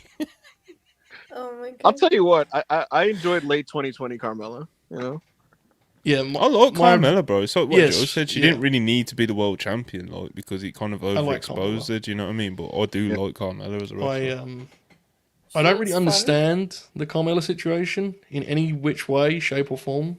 I don't really get the reactions to it from both the public, her, and the company. So I'm just leaving it. I think. I don't know. I ain't got nothing on that one, man. No clue. But yeah, she's a free agent. Chat to her, Not to completely go off. I'm gonna get her on Girls on Graps. Oh my, that would be. She'd probably be great on it, dude. I just, what I'm referencing, to be clear, I don't want to make it sound I'm alluding to anything drastic. She just, the way she talks about the company, I don't understand, because it baffles me, but it's her life. I mean, she had an interview like this week where she talked about being loyal to WWE, and I just can't. God, look, again, it's her thing, whatever, but it's strange to me. What was the name of the weird little guy that was always next to her? James Ellsworth. Yes. Oh my god. I thought she was talking about always. Who?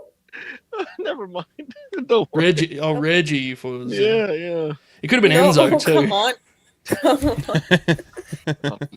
She had a lot of weird little guys next to her. Yeah, she was a versatile. She was a versatile character, brother. I want to talk about this tonight on Full Sail Behind on LNG Gold, but I'm watching 2015 NXT for the first time, and I'm like, why does Carmella sound like this? Because she's like, hey, listen, tonight, both of you guys, I'm talking to you. Like, and I'm like, what's happening? She's trying her best for the accent. I'm like, what's going on here?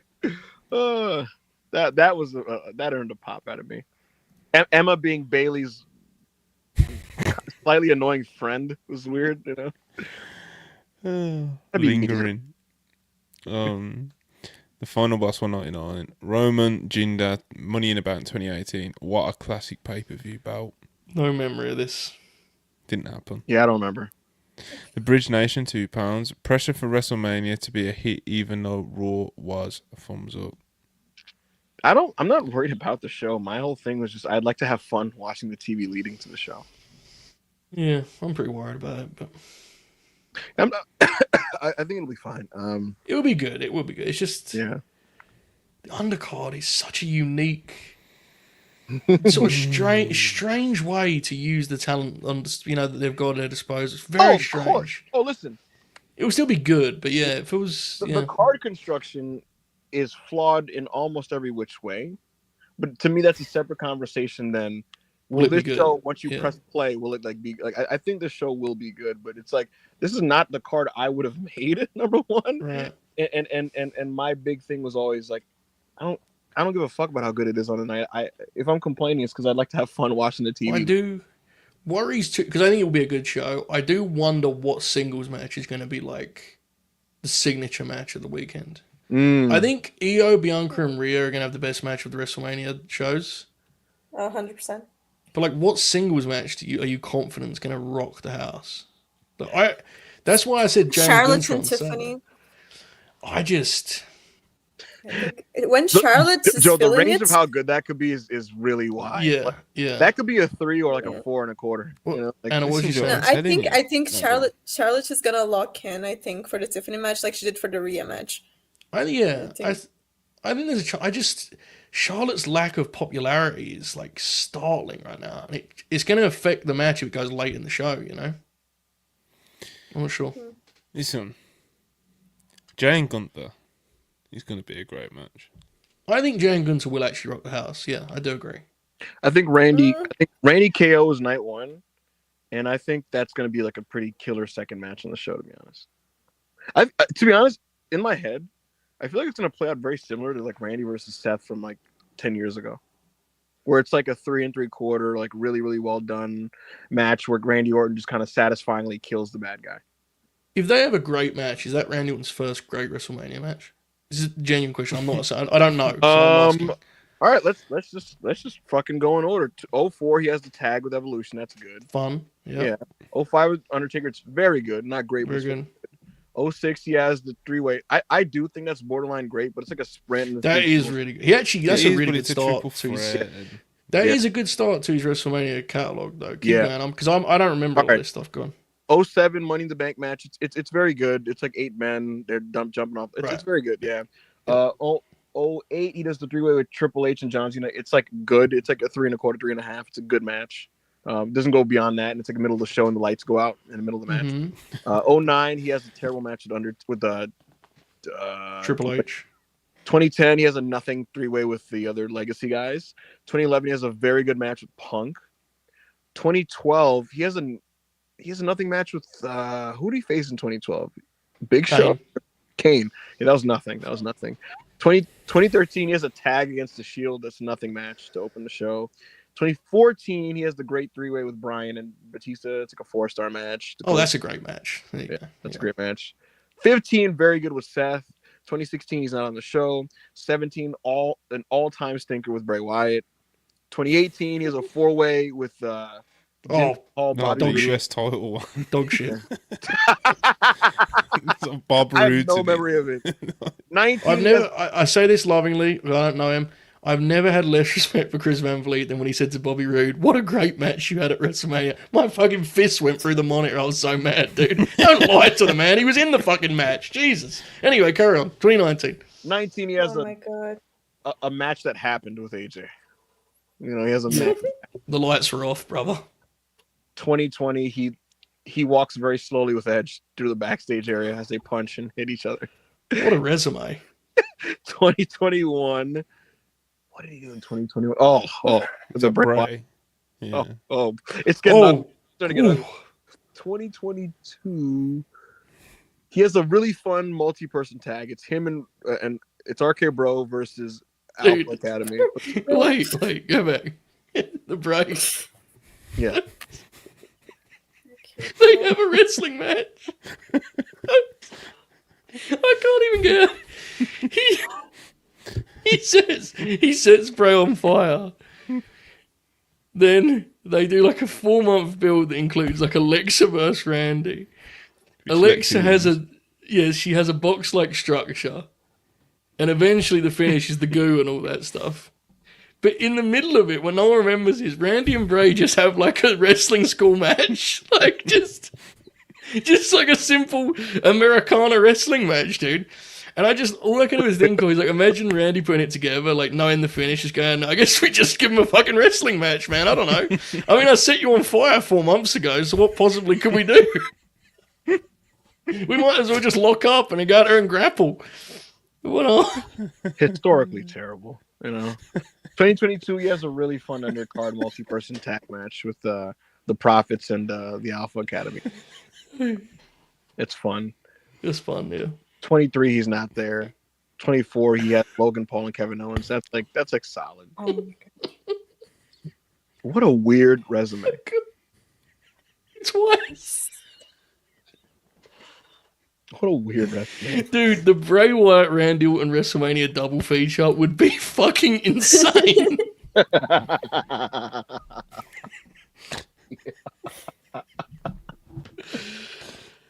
I'm just what's amazing?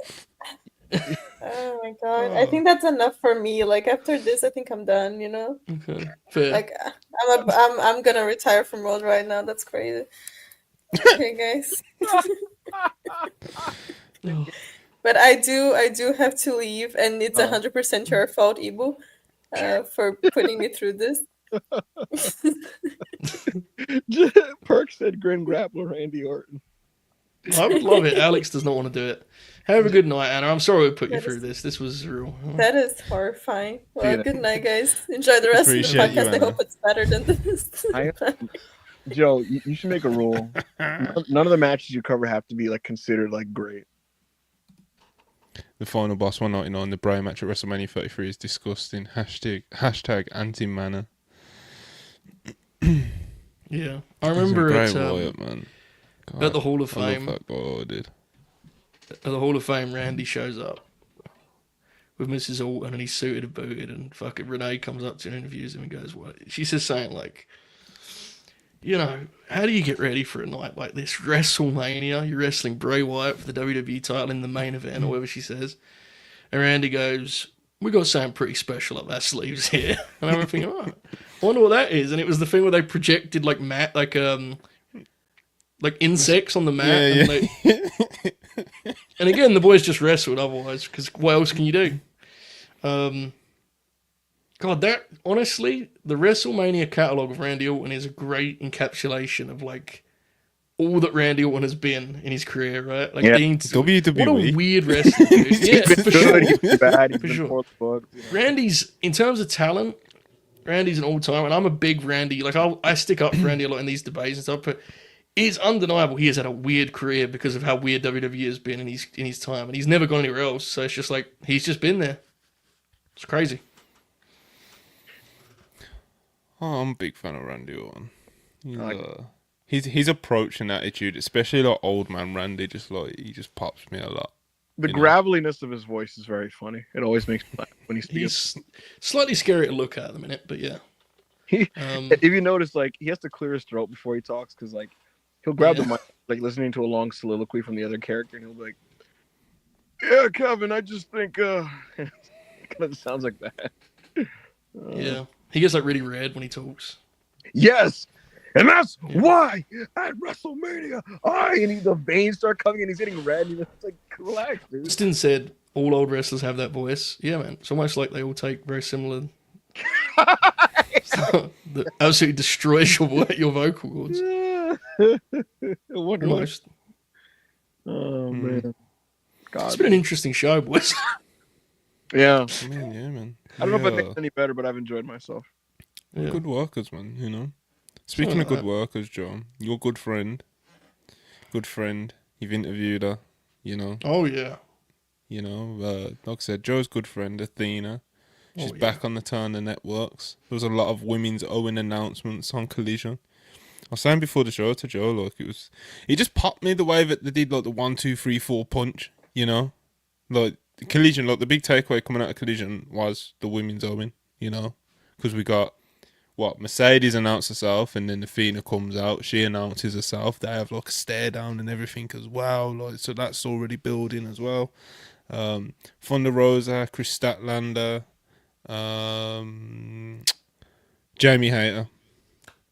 Five heavyweights, brother. It's great, man. It really is. It's the women's division in AEW has been a conversation since the start, and like, rightly so, and I get it. It is. It's caught me a little off guard because I'm a little bit out of the loop and I haven't been watching super closely. How suddenly it feels like it really is starting to click. You know, like you could see it. It's one of those things you could see it sort of coming together, but it does feel like right now they're actually nailing it. Like it feels like they're in a great spot with it. And it's really, really cool. And I think, seeing the TV main events, not only seeing the main events, seeing people dig the main events. They're delivering and they're making the most of their spot. It's really, really cool. So the Owen looks spectacular.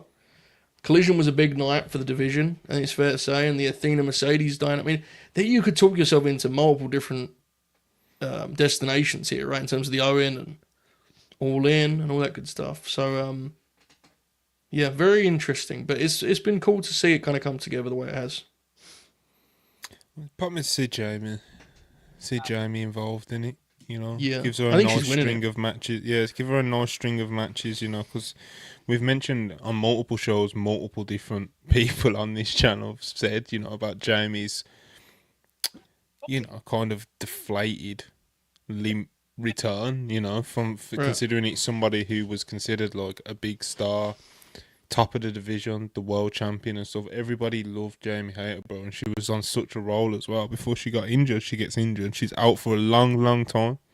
And yeah, the division does move, but it's not like it got nowhere near to a point where anyone was like, oh, we don't need Jamie back. People were fired up for Jamie, bro. Like, yeah, really fired up. Like, I remember doing a tweet on the WrestlePurists account, and it was like, I think it was just after, it was not long after Roman had dropped the belt and hadn't been on TV, like, at all, And the tweet on the WrestlePurists account was along the lines of, like, who are you most looking forward to seeing return, And obviously most people, well, the top answer was Roman Reigns, you know what I mean? But the second one was Jamie Hayter, bro. Like, that's how much people were looking forward for her to come back. She comes back, she don't really do anything for a long time, and it keeps going and going and going and going. People are questioning it. So hopefully this feels like now she needs something big. I think she's winning the Owen. I really do. Yeah. Really? Interesting. I do, yeah. I think the other big players in it, I think, are going to be kind of catered for elsewhere. Hey, Athena and Mercedes is going to be a thing that carries them through the summer. Mm-hmm. And I think Tony and Jamie is a really, natural thing to go back to. I mean, I haven't thought about it extensively. Like, it's just a gut feeling. But I do think Jamie.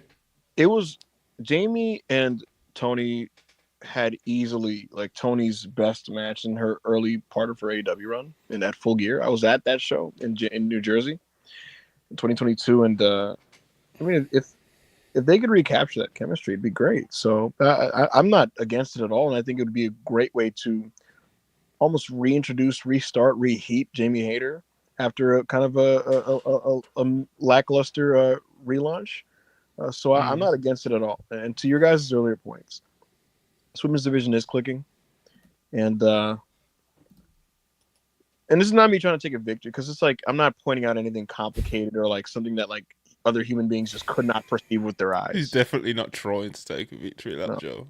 But I'm just saying that like going into 2025, I just knew that like this was going to be the year where like a lot of the really cool things that happen in America in wrestling was going to be from like the women's divisions. And it was the reason I said that, because like Jizzle tried to like fight me on this on Twitter, but like every year people say we want more for the women. Every year people say we want to do more with the women. I felt like going into this year, like the players involved were positioned in a way where like the lane was open for them to kind of like take over, if that made any sense. Like on the WWE side, I'm like, okay, it's going to be centered around Rhea Ripley and Io Sky at the top of the card again. And like the NXT girls are going to shine. And then on the AEW side, it's like, look at the stuff happening now. I knew this was going to be the year for Mercedes versus Athena, which is like, of course, people are going to be into that. And Toni Storm, at this point, she's undeniable. She's one of the top stars in the entire company. Like the reactions speak for them fucking selves. But beyond that, they're doing a better job recently. Like you just said, Joe, with the main events, like, listen, it's one thing to be over on the show and be a star, but like at the end of the day, you as a promotion have to communicate where these people are on the totem pole, and positioning Tony's angles as show closers that's the type of stuff that subliminally makes the audience go, oh, so like this person's big time. So that stuff, the Megan Bain project, a lot of things are coming together, and I'm very happy with it.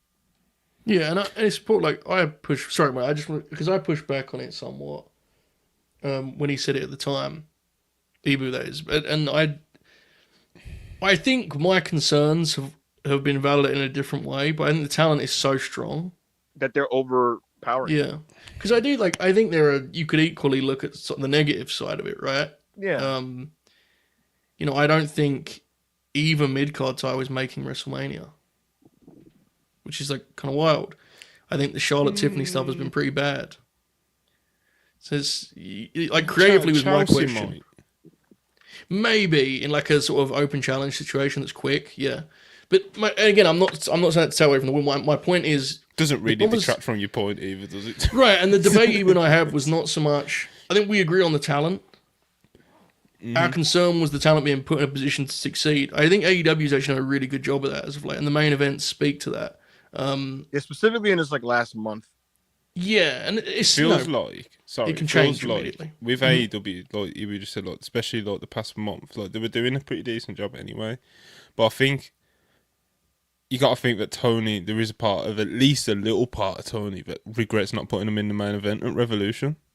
You know, the position we're getting the women positioned the way that they already proven multiple times where they deserve to be. Mm-hmm. So we're getting these main events now. This Megan Bain project being like a main event thing. Mm-hmm. The women being the big talking point coming out of Collision by design. So I'm enthusiastic. Sure. And hopefully we get to a point. Ibu, real quick. What's up? While we're on the women's own, because you didn't say, because you sounded a little bit surprised when Joel gave his prediction. Who do you think's going to win the women's own? I'm going to refrain from commenting on that. Aww. Coward. You should say too, it's cool to see, because I'm not watching closely, but I watched a lot of Collision on Saturday. Nice to see, like, Collision feels like it's got identity again this year. I was looking at some of the angles and it felt like there were things that have been on Collision consistently. The Dan and Adam Cole feud. Mm-hmm. Like, that's cool, man. That stuff matters. Like, you can train the audience. You're going to see this stuff on Saturdays. So they're in a nice groove right now. I think a lot of fans are living and dying by the result of Dynasty. I actually think, while I think they're right to do so, I think there's actually evidence that they can even sustain this groove without without making the right decision. But it would certainly help to just make the right decision.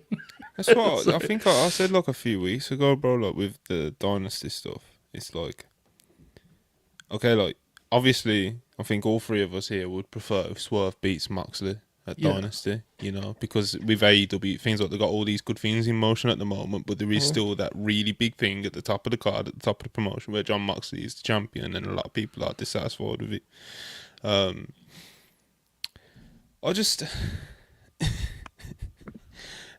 forgot where I was going. I'll pick it up and say this. Go on. To Joe's point, for example, two of the things that really was hurting the TV, Learning Tree and Death Riders, they still exist now in the show, but they're being used in a more effective and productive way. And in the case of the Learning Tree, it's more because Jericho is taking a slightly more serious tone in how he's approaching his TV, and they've stopped the Learning Tree segments, and the other two guys are just being used in the tag division, which is how you would like to see Big Bill and Brian Keith featured. In the case of the Death Riders, it's just that that cycle where they were just doing really bad beatdowns, like in the start of the year, like on Adam Copeland, like they finally kind of broke that. Well, at least for now, like it'll probably resume. That's the thing. That's what I was actually going to get to. You just kind of rejogged where I was going. I kind of had a little glitch then, but basically, obviously, with Mox now, it's kind of the things where you assume the direction he's going to go into, regardless of whether he drops the title or not, like some of the potential opponents and stuff like that. I actually think Mox's stuff will be like a lot more. I'm not going to say like great or anything, but I'll say like palatable to the people who have been so like against it. Like for example, like this Swerve stuff. Like the Swerve stuff so far has been pretty decent TV. His promo in particular. Look, people. you know, it's not. I thought his promo was like notably better than Swerve's on Wednesday's TV. Yeah. Like I thought his promo was like very good. Moxley's the promo. I mean, His promos were never the issue. yeah, and like sometimes the content was not his finest work, and it Very felt like late. he was over. It felt like he was overextending himself to try and make it feel dramatic and severe. If you give Moxley something worth talking about, he's one of the best promos in the game still. Oh yeah. You know? Oh yeah, dude. He cut this like cinematic promo on Edge, and like I didn't give a shit about this program, but like this promo was so sick, and no one talked about it because everyone's like fed up with the Death Riders, and like I don't even remember what TV it was, but like he's standing at an angle, like looking like to the side, and the way he was talking, he was just kind of like I don't even know what he said, but it was just like so awesome. But he was basically just like, "You don't want that with me, Cove." And I really enjoy how John Moxley conveys himself, approaches wrestling, talks about it. Maybe it's just because philosophically his wrestling perspective and mine are more in tune than some other wrestlers and how they approach things. But I've always liked how matter of fact John is, and him basically saying the Swerve like, dude, man, at the end of the fucking day, like this business is overrun by like billionaires and nepo babies and fucking Instagram dudes, and we're two motherfuckers that are gonna wrestle for the title. I do appreciate that. I'd like to see the belt at some point. You know, I would like. That'd be nice. Yeah. It'd be nice. Yeah, that would be very nice. It's been a long time now. You know? But to Joe's point, promos are not John's problem, and when he actually has like a thing, an idea to focus on, like he's been the ones that were shaky Joe are those really like awkwardly like grandiose promos on Collision to like Silence, where he's talking about like the top of the mountain and like dying and like you know when he was building like a fatal 4-way match. Oh, you know, there's one really over the top one that's like so like just preposterous that I did like where when he agreed to do the 4-way, he was like he said something about like a dynamite stick and like he wants to like live close to like the edge of it blowing up or something like that. Yeah. Like, this is so ECW. Dude, you had like brother. you had actual heat on Saturday, and I was like, I felt like I'd missed like 4 seasons of a TV show. He was working Dax, and people were like, "Fuck, Willie!" You guys, well, hold on, is it working? What's happening here? If you want, to make you feel, I don't know if it's better. I don't want to say it was a one-time thing, but he had many Death Rider matches that didn't really have that heat at all. Right, that's what I heard because I haven't seen those matches. That's what I heard. But yeah, sometimes the crowd just they have a good time saying "fuck this guy," you know. Kind of you work the right, you have the right opponent, and people are just like, yeah. In general, I've been a little bit down on the recent in-ring of like the other 3 guys in the group. Yeah, all 3 of them.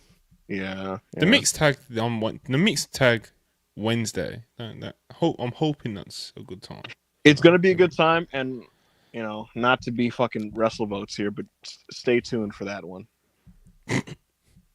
Yeah, man. Big things. Thanks, bro. Yeah, see, it sounds like just vacuous nonsense, but like I actually do mean it, and just stay tuned on that mixed tag. You know, yeah, lock in, buckle up. Kind of what Joe was saying Strap earlier about in. them being in like a good place, but like a lot of fans kind of feeling like they're living and dying on like the Dynasty result. From what I was talking about earlier about feeling like Moxley, regardless of whether he drops the belt or not, obviously I want Swerve to win, but regardless if Mox drops the belt or not, I think he will get into a much better groove in this reign now. But even outside of that, I think with AEW, I think I made like a sarcastic comment about it earlier about like AEW, they have a good run to Dynasty, bro. You know, I know they've only done it like a couple of years now, but like they have that good run to Dynasty. Now, people were calling it like the Dynasty era and stuff like that last year. You know what I mean? People were really fired up about where AEW was this time last year.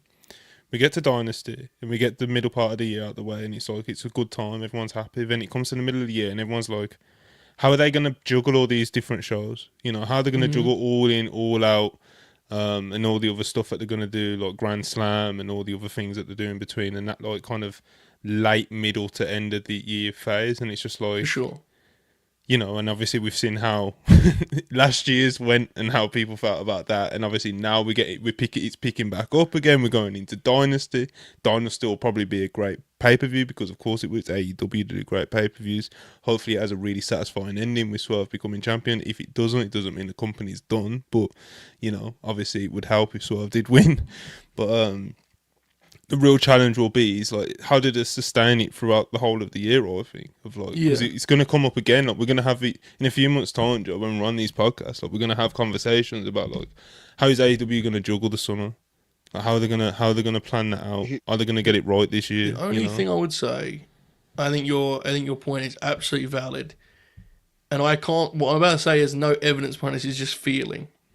It feels like, it feels like there is more of a long-term view currently So than there has been in years. Yeah, Joe buried the lead because I this is like, I mean, if you want to call it a scoop, you could, but like, what I would tell you guys is like, I can tell you for a fact that part of why the shows are coming off the way they come off now, and like people internally are feeling good about it, is because they have meticulously, on a pretty granular level, plotted out every major aspect of creative going into the Dallas show.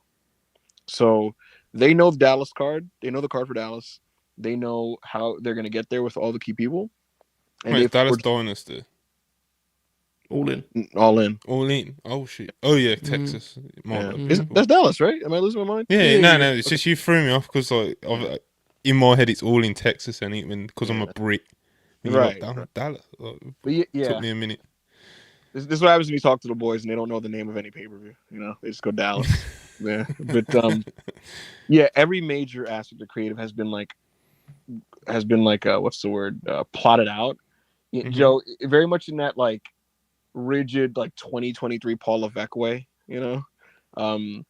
And so because of this, you're not gonna have shows where like you see a thing and you're like, that's kind of weird or inconsistent. Like it's all gonna be done with the knowledge of like where it's going, and that's a good thing. When you have a broad plan, the shows just feel very cohesive and safe. You feel safe watching the show. Huge, dude. You had knowing where you're going decides everything you're doing today. It's huge. Absolutely, and so I think if AEWFC wants like something to feel optimistic about, it's the fact that generally speaking, this feeling that you have watching the shows now will sustain itself until that Dallas show.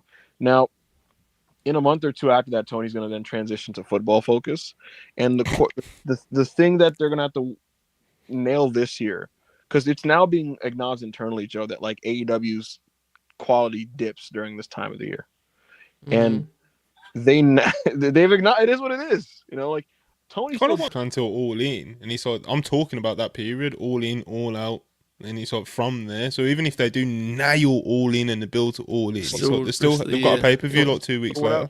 So what I was getting at is this: it's not like Tony has never missed a TV. Mm-hmm. He's always at TV, even during football season. But the process of putting together Dynamites is absolutely different during that time of the year.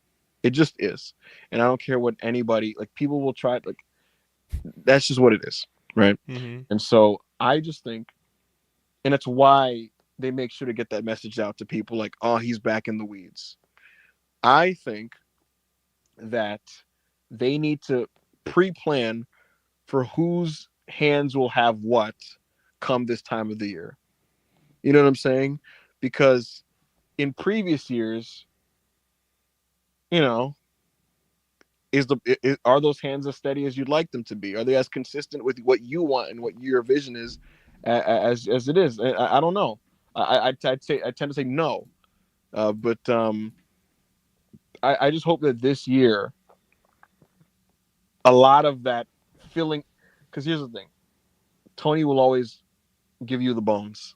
I just hope that the people that fill in and flesh out some of these things are in line with what he wants and maintain the pace and the level of quality that the product is producing. Qualified for the role. Sure. Marcus brings up the pay-per-view calendar isn't as jumbled this year though, so that's a positive. See, I'm not 100% all caught up with that. I couldn't give you all the days, but obviously I know that they're going to be doing Forbidden Doors in London this year, isn't it?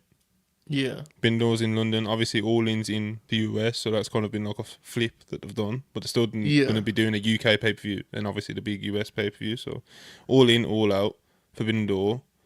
You would assume they're going to do Grand Slam again. Obviously they're going to do Full Gear at the very end of the year.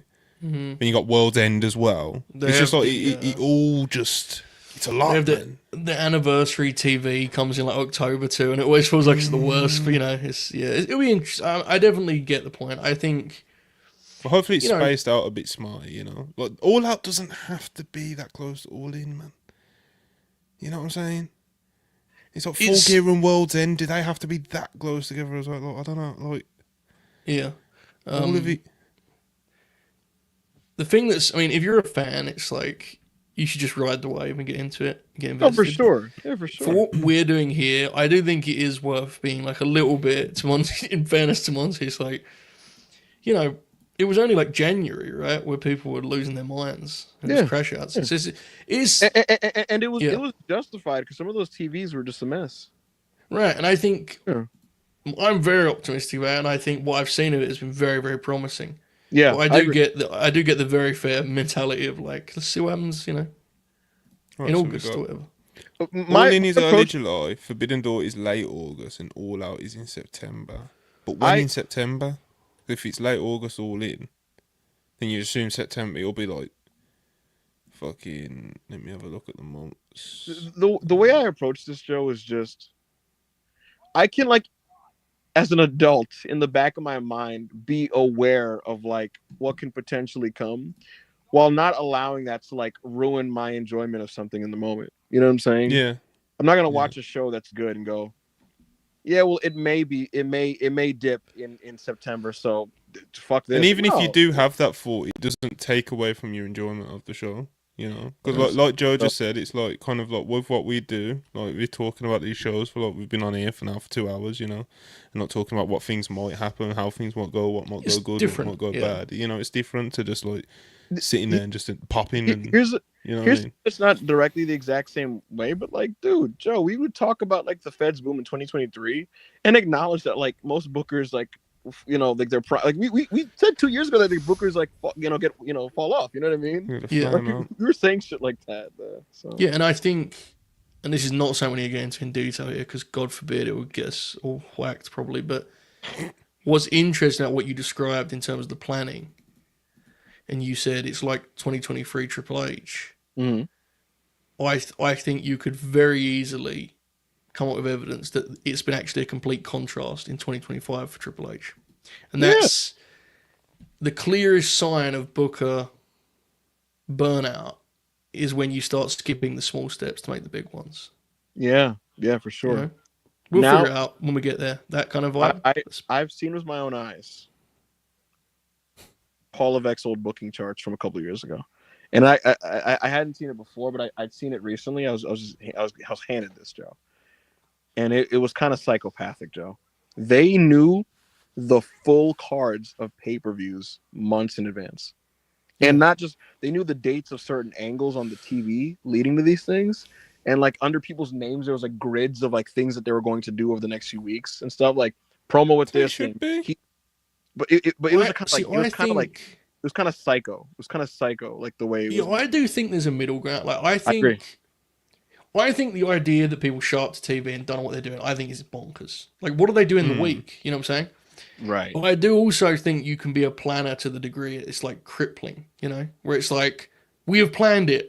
It's like, yeah, man, but the other people. Yeah. And so, what do you think? Wait, hold on, Monty. Go on. I was getting somewhere with that. So now they have like bulletin ideas of things that they want to do. And they're just kind of just like, the way to explain this to someone, if you want to visualize this, it's just floating in the ether. And Hunter has the power to just put his finger on the thing and drag it to different dates, different shows, whatever. Whereas before, they were locked into boxes rather than just floating in the ether, if that makes any sense. Yeah. So that's the thing. Yeah. I think they've got looser than that, though.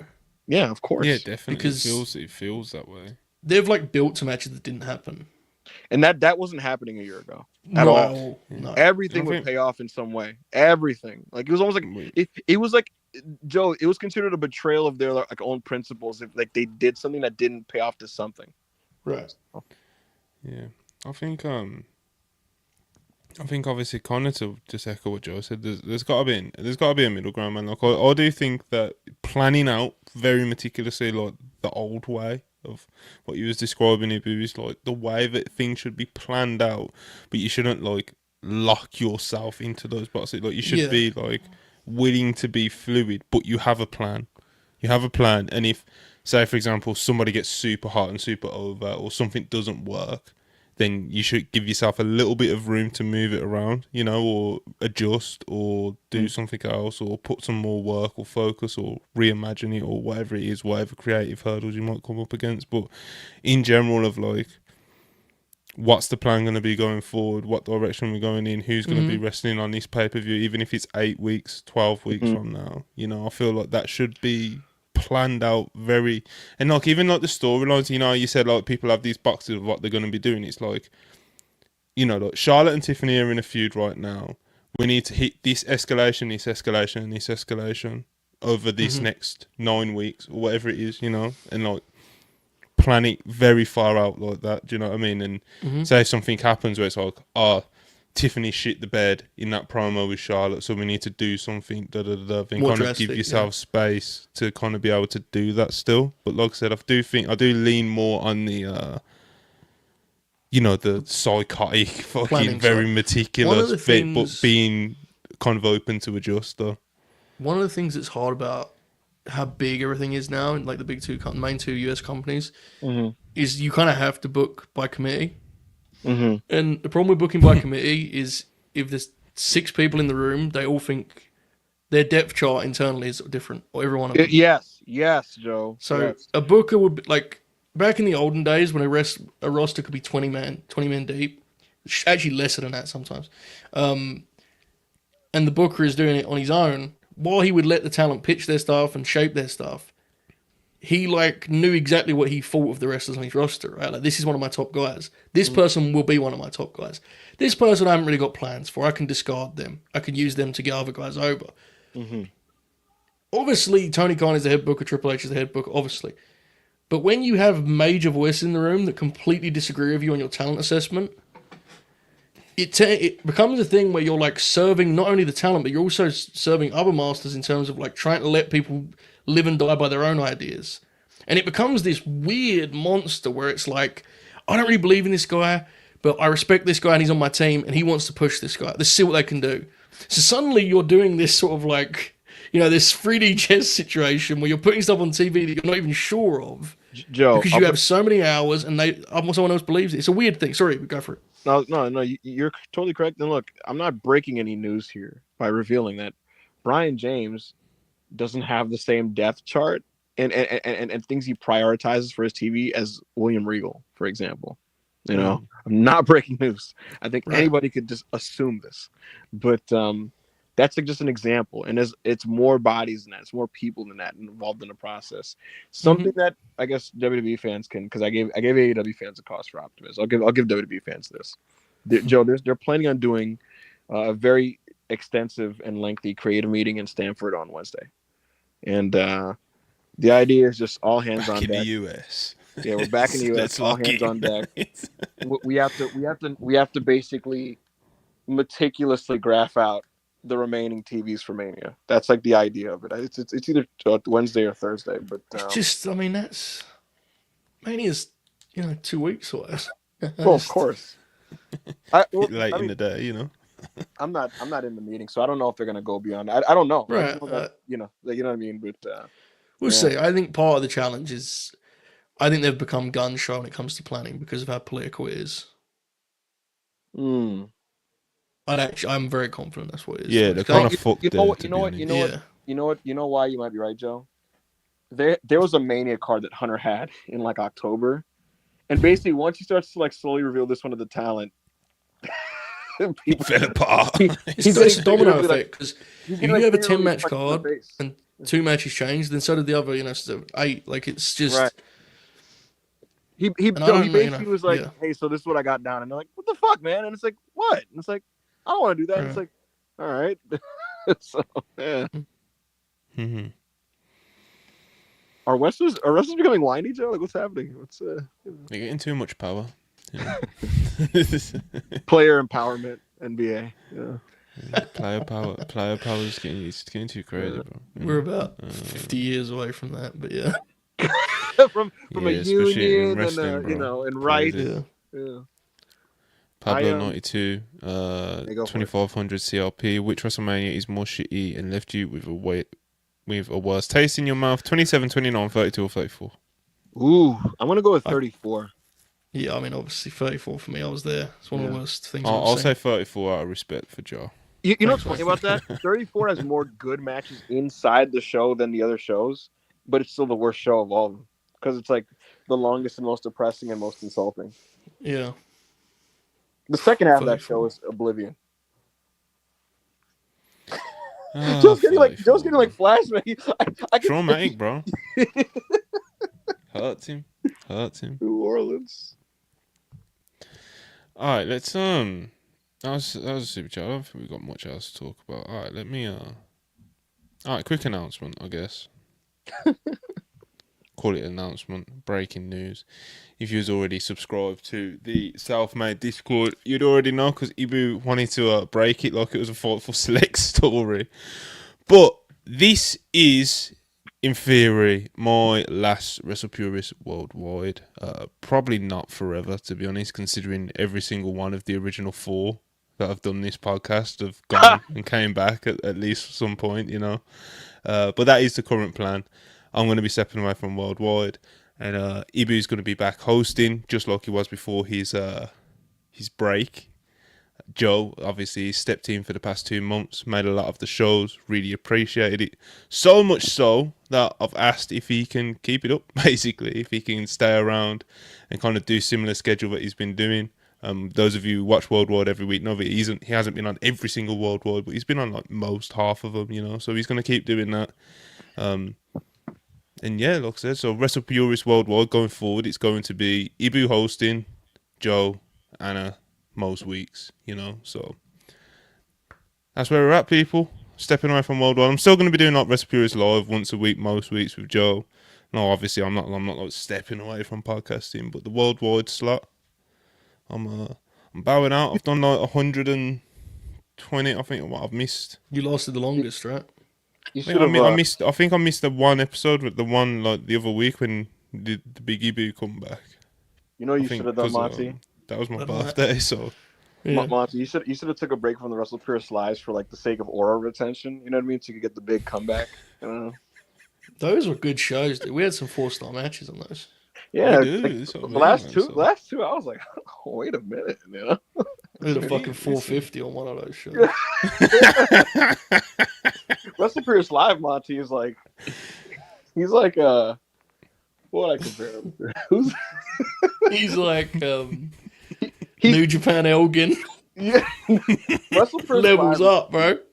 WrestlePurists live, Monty is like post 2024 David Finlay. You know, where you're like, oh, buckle bomb, all right, oh, power bomb, you know, like. So, you know, You're like, yo, we take some good bumps out there, you know. We nice crowd. They know our hits, you know, and that's important. They know our gimmicks and stuff. Very you know? casual, Yeah, man. You know what I'm saying? So, Good stuff. but yeah, man. Obviously, like I said, I'm stepping away from WrestlePurists worldwide. Obviously, I love this show. I love this show just worldwide. The concept of it, I know it's changed. I loved how it's changed slightly over the years. The Manny era, you know, and now obviously the most recent era is the, you know, Ibu redacted era. The past 2 months before that, it was the Anna introduced to the worldwide era, you know. And now we're going into a new one. The first one without myself, like I said, I think I've done every episode, so like 123 episodes. If you take away the one Ibu's comeback one, which fell on my birthday, that's why I didn't do it. Hell of a run. We should have like a new theme song for next week or some shit. You know, something. Yeah, big vocals. rebrand. We got to change the set. Yeah, You should do some vocals, bro. Joe, can you imagine if I recorded like a stupid jingle and had someone put like a music behind it or something? I mean, So, we you know, like totally do you know, that. like we get the. I know you've seen this, Ibu. You know, you see that new metal spoof that someone did. Oh, that it's like was a parody of like a 1999 new metal song, and it's It was- bang on. You know what I'm saying? It was Like- so Limp Bizkit where he's like, "Suck the dick, drink the piss." Suck the dick, drink the piss. And then the best part, he has like a really shitty rap, right? And then when it comes to the hook, like you just hear like, "When you crawl to my brain. It was godly. Yeah, good. Yeah, shout out Kyle Gordon. That's who I think it was. But yeah, Someone we should give do something like that, bro. Like an old Attitude Era, like Attitude Era kind of style intro. You know? But with like WrestlePurists highlights for the video, that'd be incredible. All you hear is like, Joe Ho, Bert, and Ebu WrestleMania, and another Marco. Those three talking wrestling, and now I'm pissed. Yeah. Yeah, He's writing this out as he speaks. yeah, you went further with that than I expected. It was a lot. I was in the moment. I'm like, where am I gonna peter out? You know, and I landed. It's gonna go into a second call, go into a second verse, and that.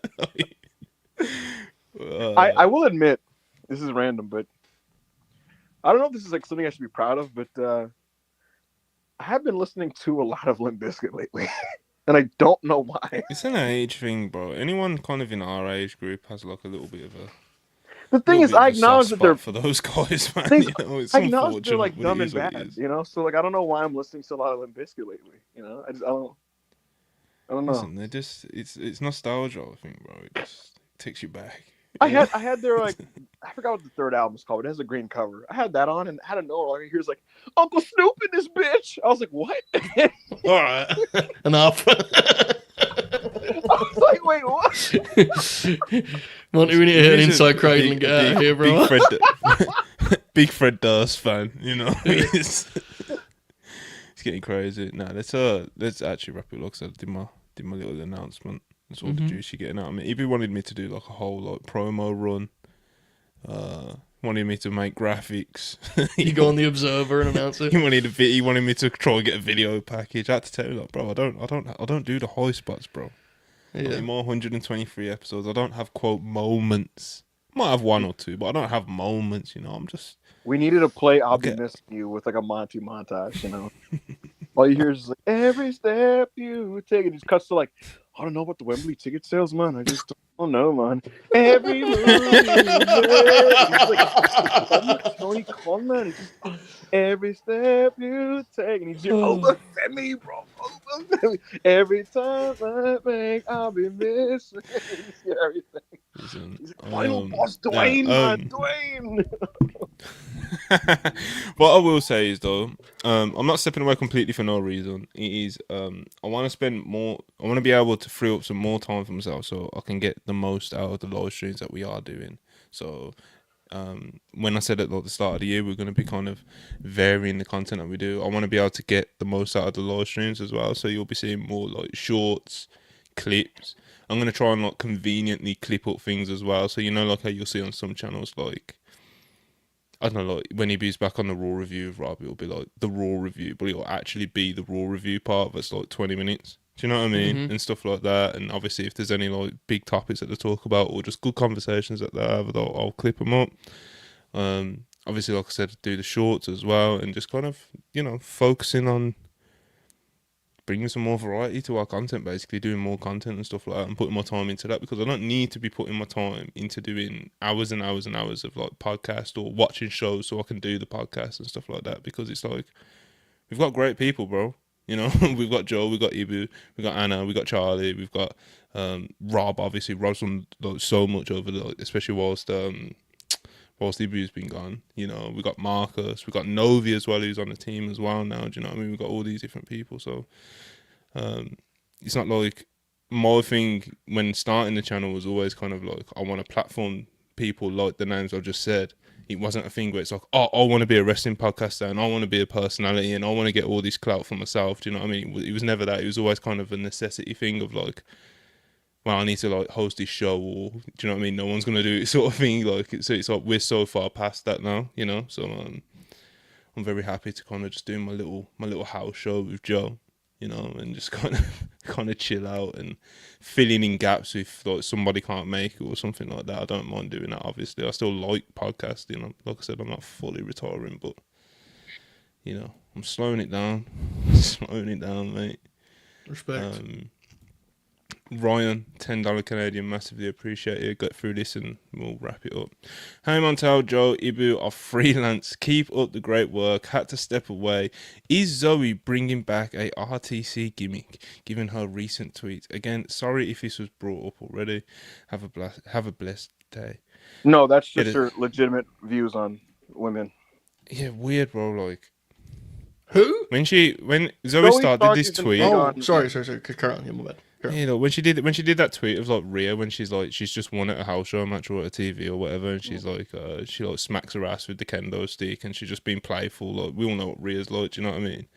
And like Zoe's posting it, like saying shit like, what did she say, bro? Is there a conversation to be had about the women of today? And it's like, I know she's working and doing a bit, but it's like, in this day and age, like, do we really need to be starting those conversations? Do you know what I mean? Like, it's just like, what are we doing? Where is it? Zoe Stark. I'm pulling it up so I can actually get the wording properly. Like I said, there's a clip of it. Example number 1, what's wrong with women in today's society? And it's like, bro, that's like some mad, like, that's some mad shit, one of those like political accounts or posts, you know what I mean? It's like, I know she's probably working and doing a bit and maybe popping herself. It's like, do we need to be opening up that can of worms on, like, when you're just doing a tweet? So what's the need for it? It's a pretty bad bit. I've done a lot of bad bits in my time. I get it, Zoe, but probably won't let that one go. Yeah.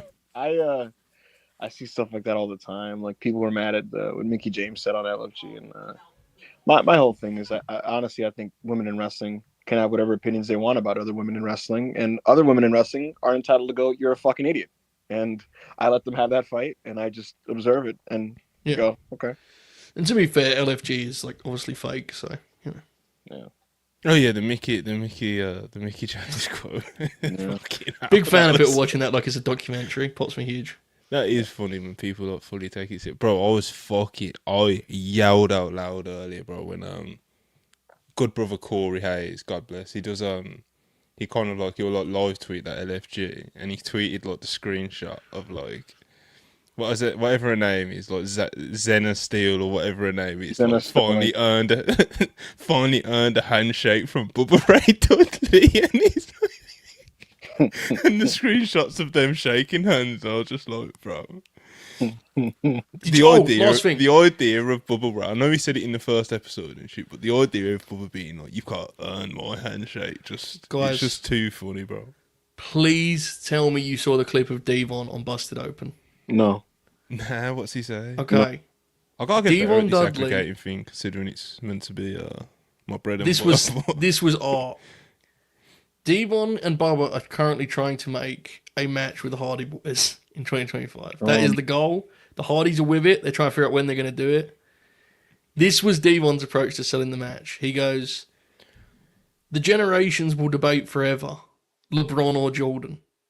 Younger folks go with LeBron. Older folks like myself go with Jordan. He then says, we're LeBron. I was going, well, hold on. Stop there for a second, dude. He explained that they are LeBron James, which is fascinating because he just said Jordan was the GOAT. And he appeared to frame Dudley's Hardys as like a cross-generational war, even though they shared eras entirely.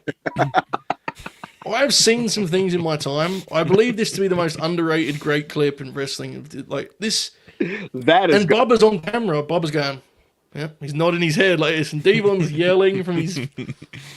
I was in awe, dude. It was spectacular. Like it's the Hardys versus the Young Bucks or some shit. I feel like a generational clash of two eras: Anthony Edwards and Shea Gilgeous-Alexander. And it's like, yeah, huh? That is godly. Like literally, their seminal work overlaps because it's like the same matches against each other at the same period. The easiest thing to sell ever is just like one last time, but Devon had to add some flair to it and just made stuff up. It was fucking awesome.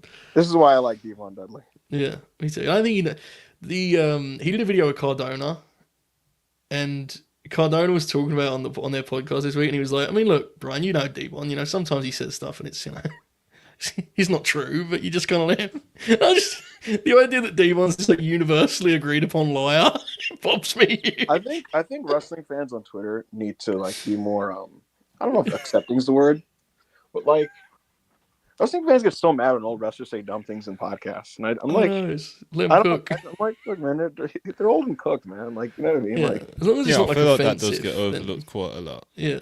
It's like they're old. They probably don't even fucking watch wrestling. You And know, they're someone's professional- dragged them onto a podcast. You know, It's They're, like- they're liars too, and they're professional liars. You know, like, don't take them seriously. Again, if they're saying stuff offensive, then. But if it's just they're just lying about like their ECW run, just pop and move on, man. They're oh my liars. god, when Justin Credible said, what did he say about like the amount of dates he worked when Osprey? Oh, that was an old timer. Yeah, when he worked like yeah, he 8 worked years in Germany or something.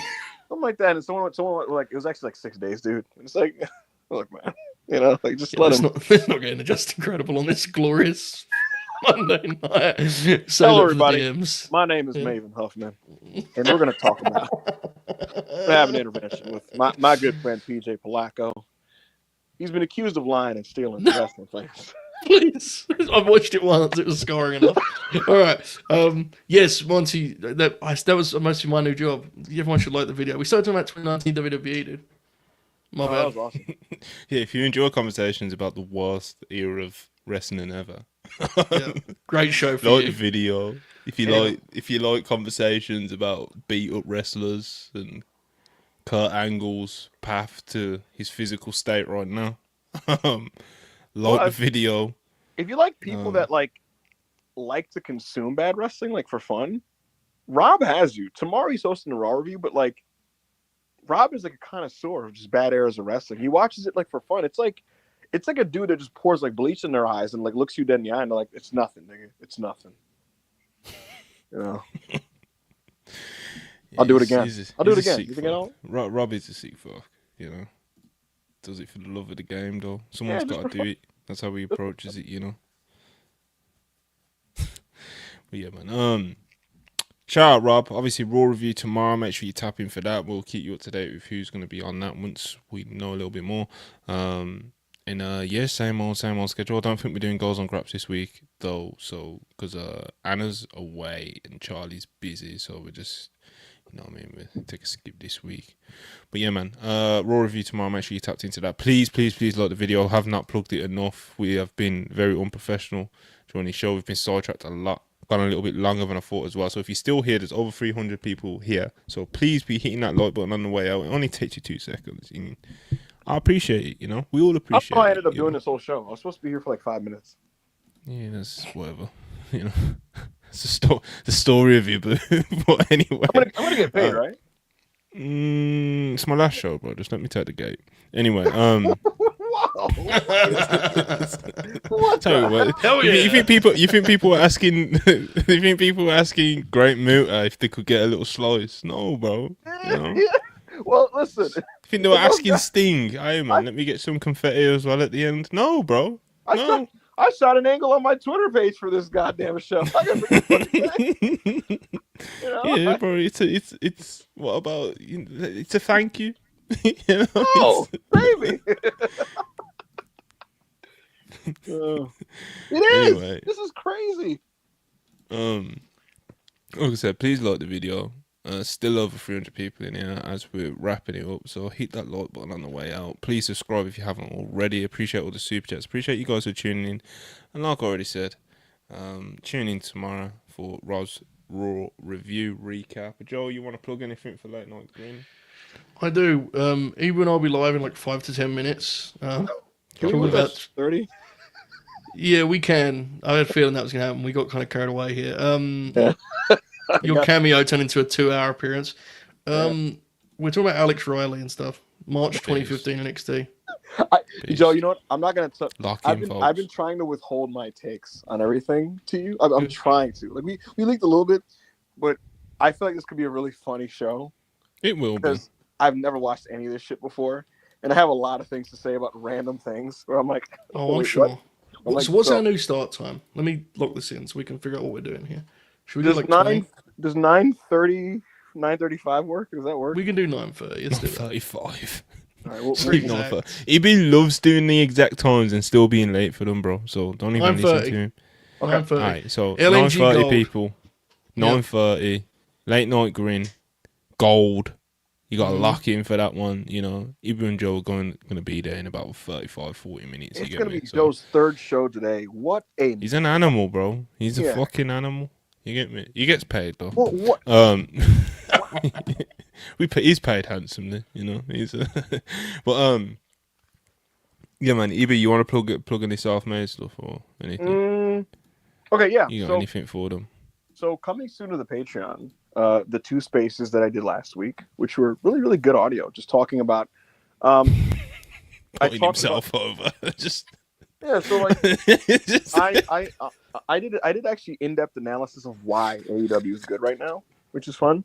And then in the second one, we had a look at the state of sports media, sports coverage, NBA coverage, and what is actually the problem with today's NBA coverage and why it's led to Stephen A versus LeBron. I was asked to analyze Stephen A versus LeBron, and then we instead did a deep dive into how we got here. And people are chuckling, but it was an actual like serious conversation where we went pretty in the weeds at like what's going on right now. So that'll be up as well. Beyond that, there's going to be a 5-hour 2018 Dominion New Japan watch along uploaded to the Patreon imminently with myself, AO, Chris Obed, and Rob starring in. We react to Naito versus Jericho, Ospreay versus Hiromu Takahashi, and the famous 2 out of 3 falls Kenny Omega versus Okada match. So did you lose a bet or something? No, someone paid us $100 to watch the show. I was gonna because that show's incredible, but that's like the least you pick ever. So I knew there had to be a catch there. Yeah. Okay, that show is amazing though, legitimately. I walked in and they're like, good shit going on over there. Hey, I was like, we're watching Dominion 2018. I said, why? And it's like, shout out to Talk. I'll name him by name. Talk is a really good dude. He paid $100 for us to react to this whole show. It was either going to be this or Heroes of Wrestling, and he opted to do this instead. So, and hilariously, AO is now intrigued at the idea of Heroes of Wrestling once I explained it to him, and I said, you don't want to watch this? And he said, I think I do. So the idea of it is so much better than actuality. Yep. Right. Because you think, it's going to be so bad, it's so funny, but like it goes on and it's just it's really sad. Yeah. It gets old very quickly. Do you know what I mean? So, but yeah, obviously lock in for Self-Made, lock in for Late Night Green Gold. We're wrapping it up here right now. Like I said, like and subscribe, and see you tomorrow. Peace.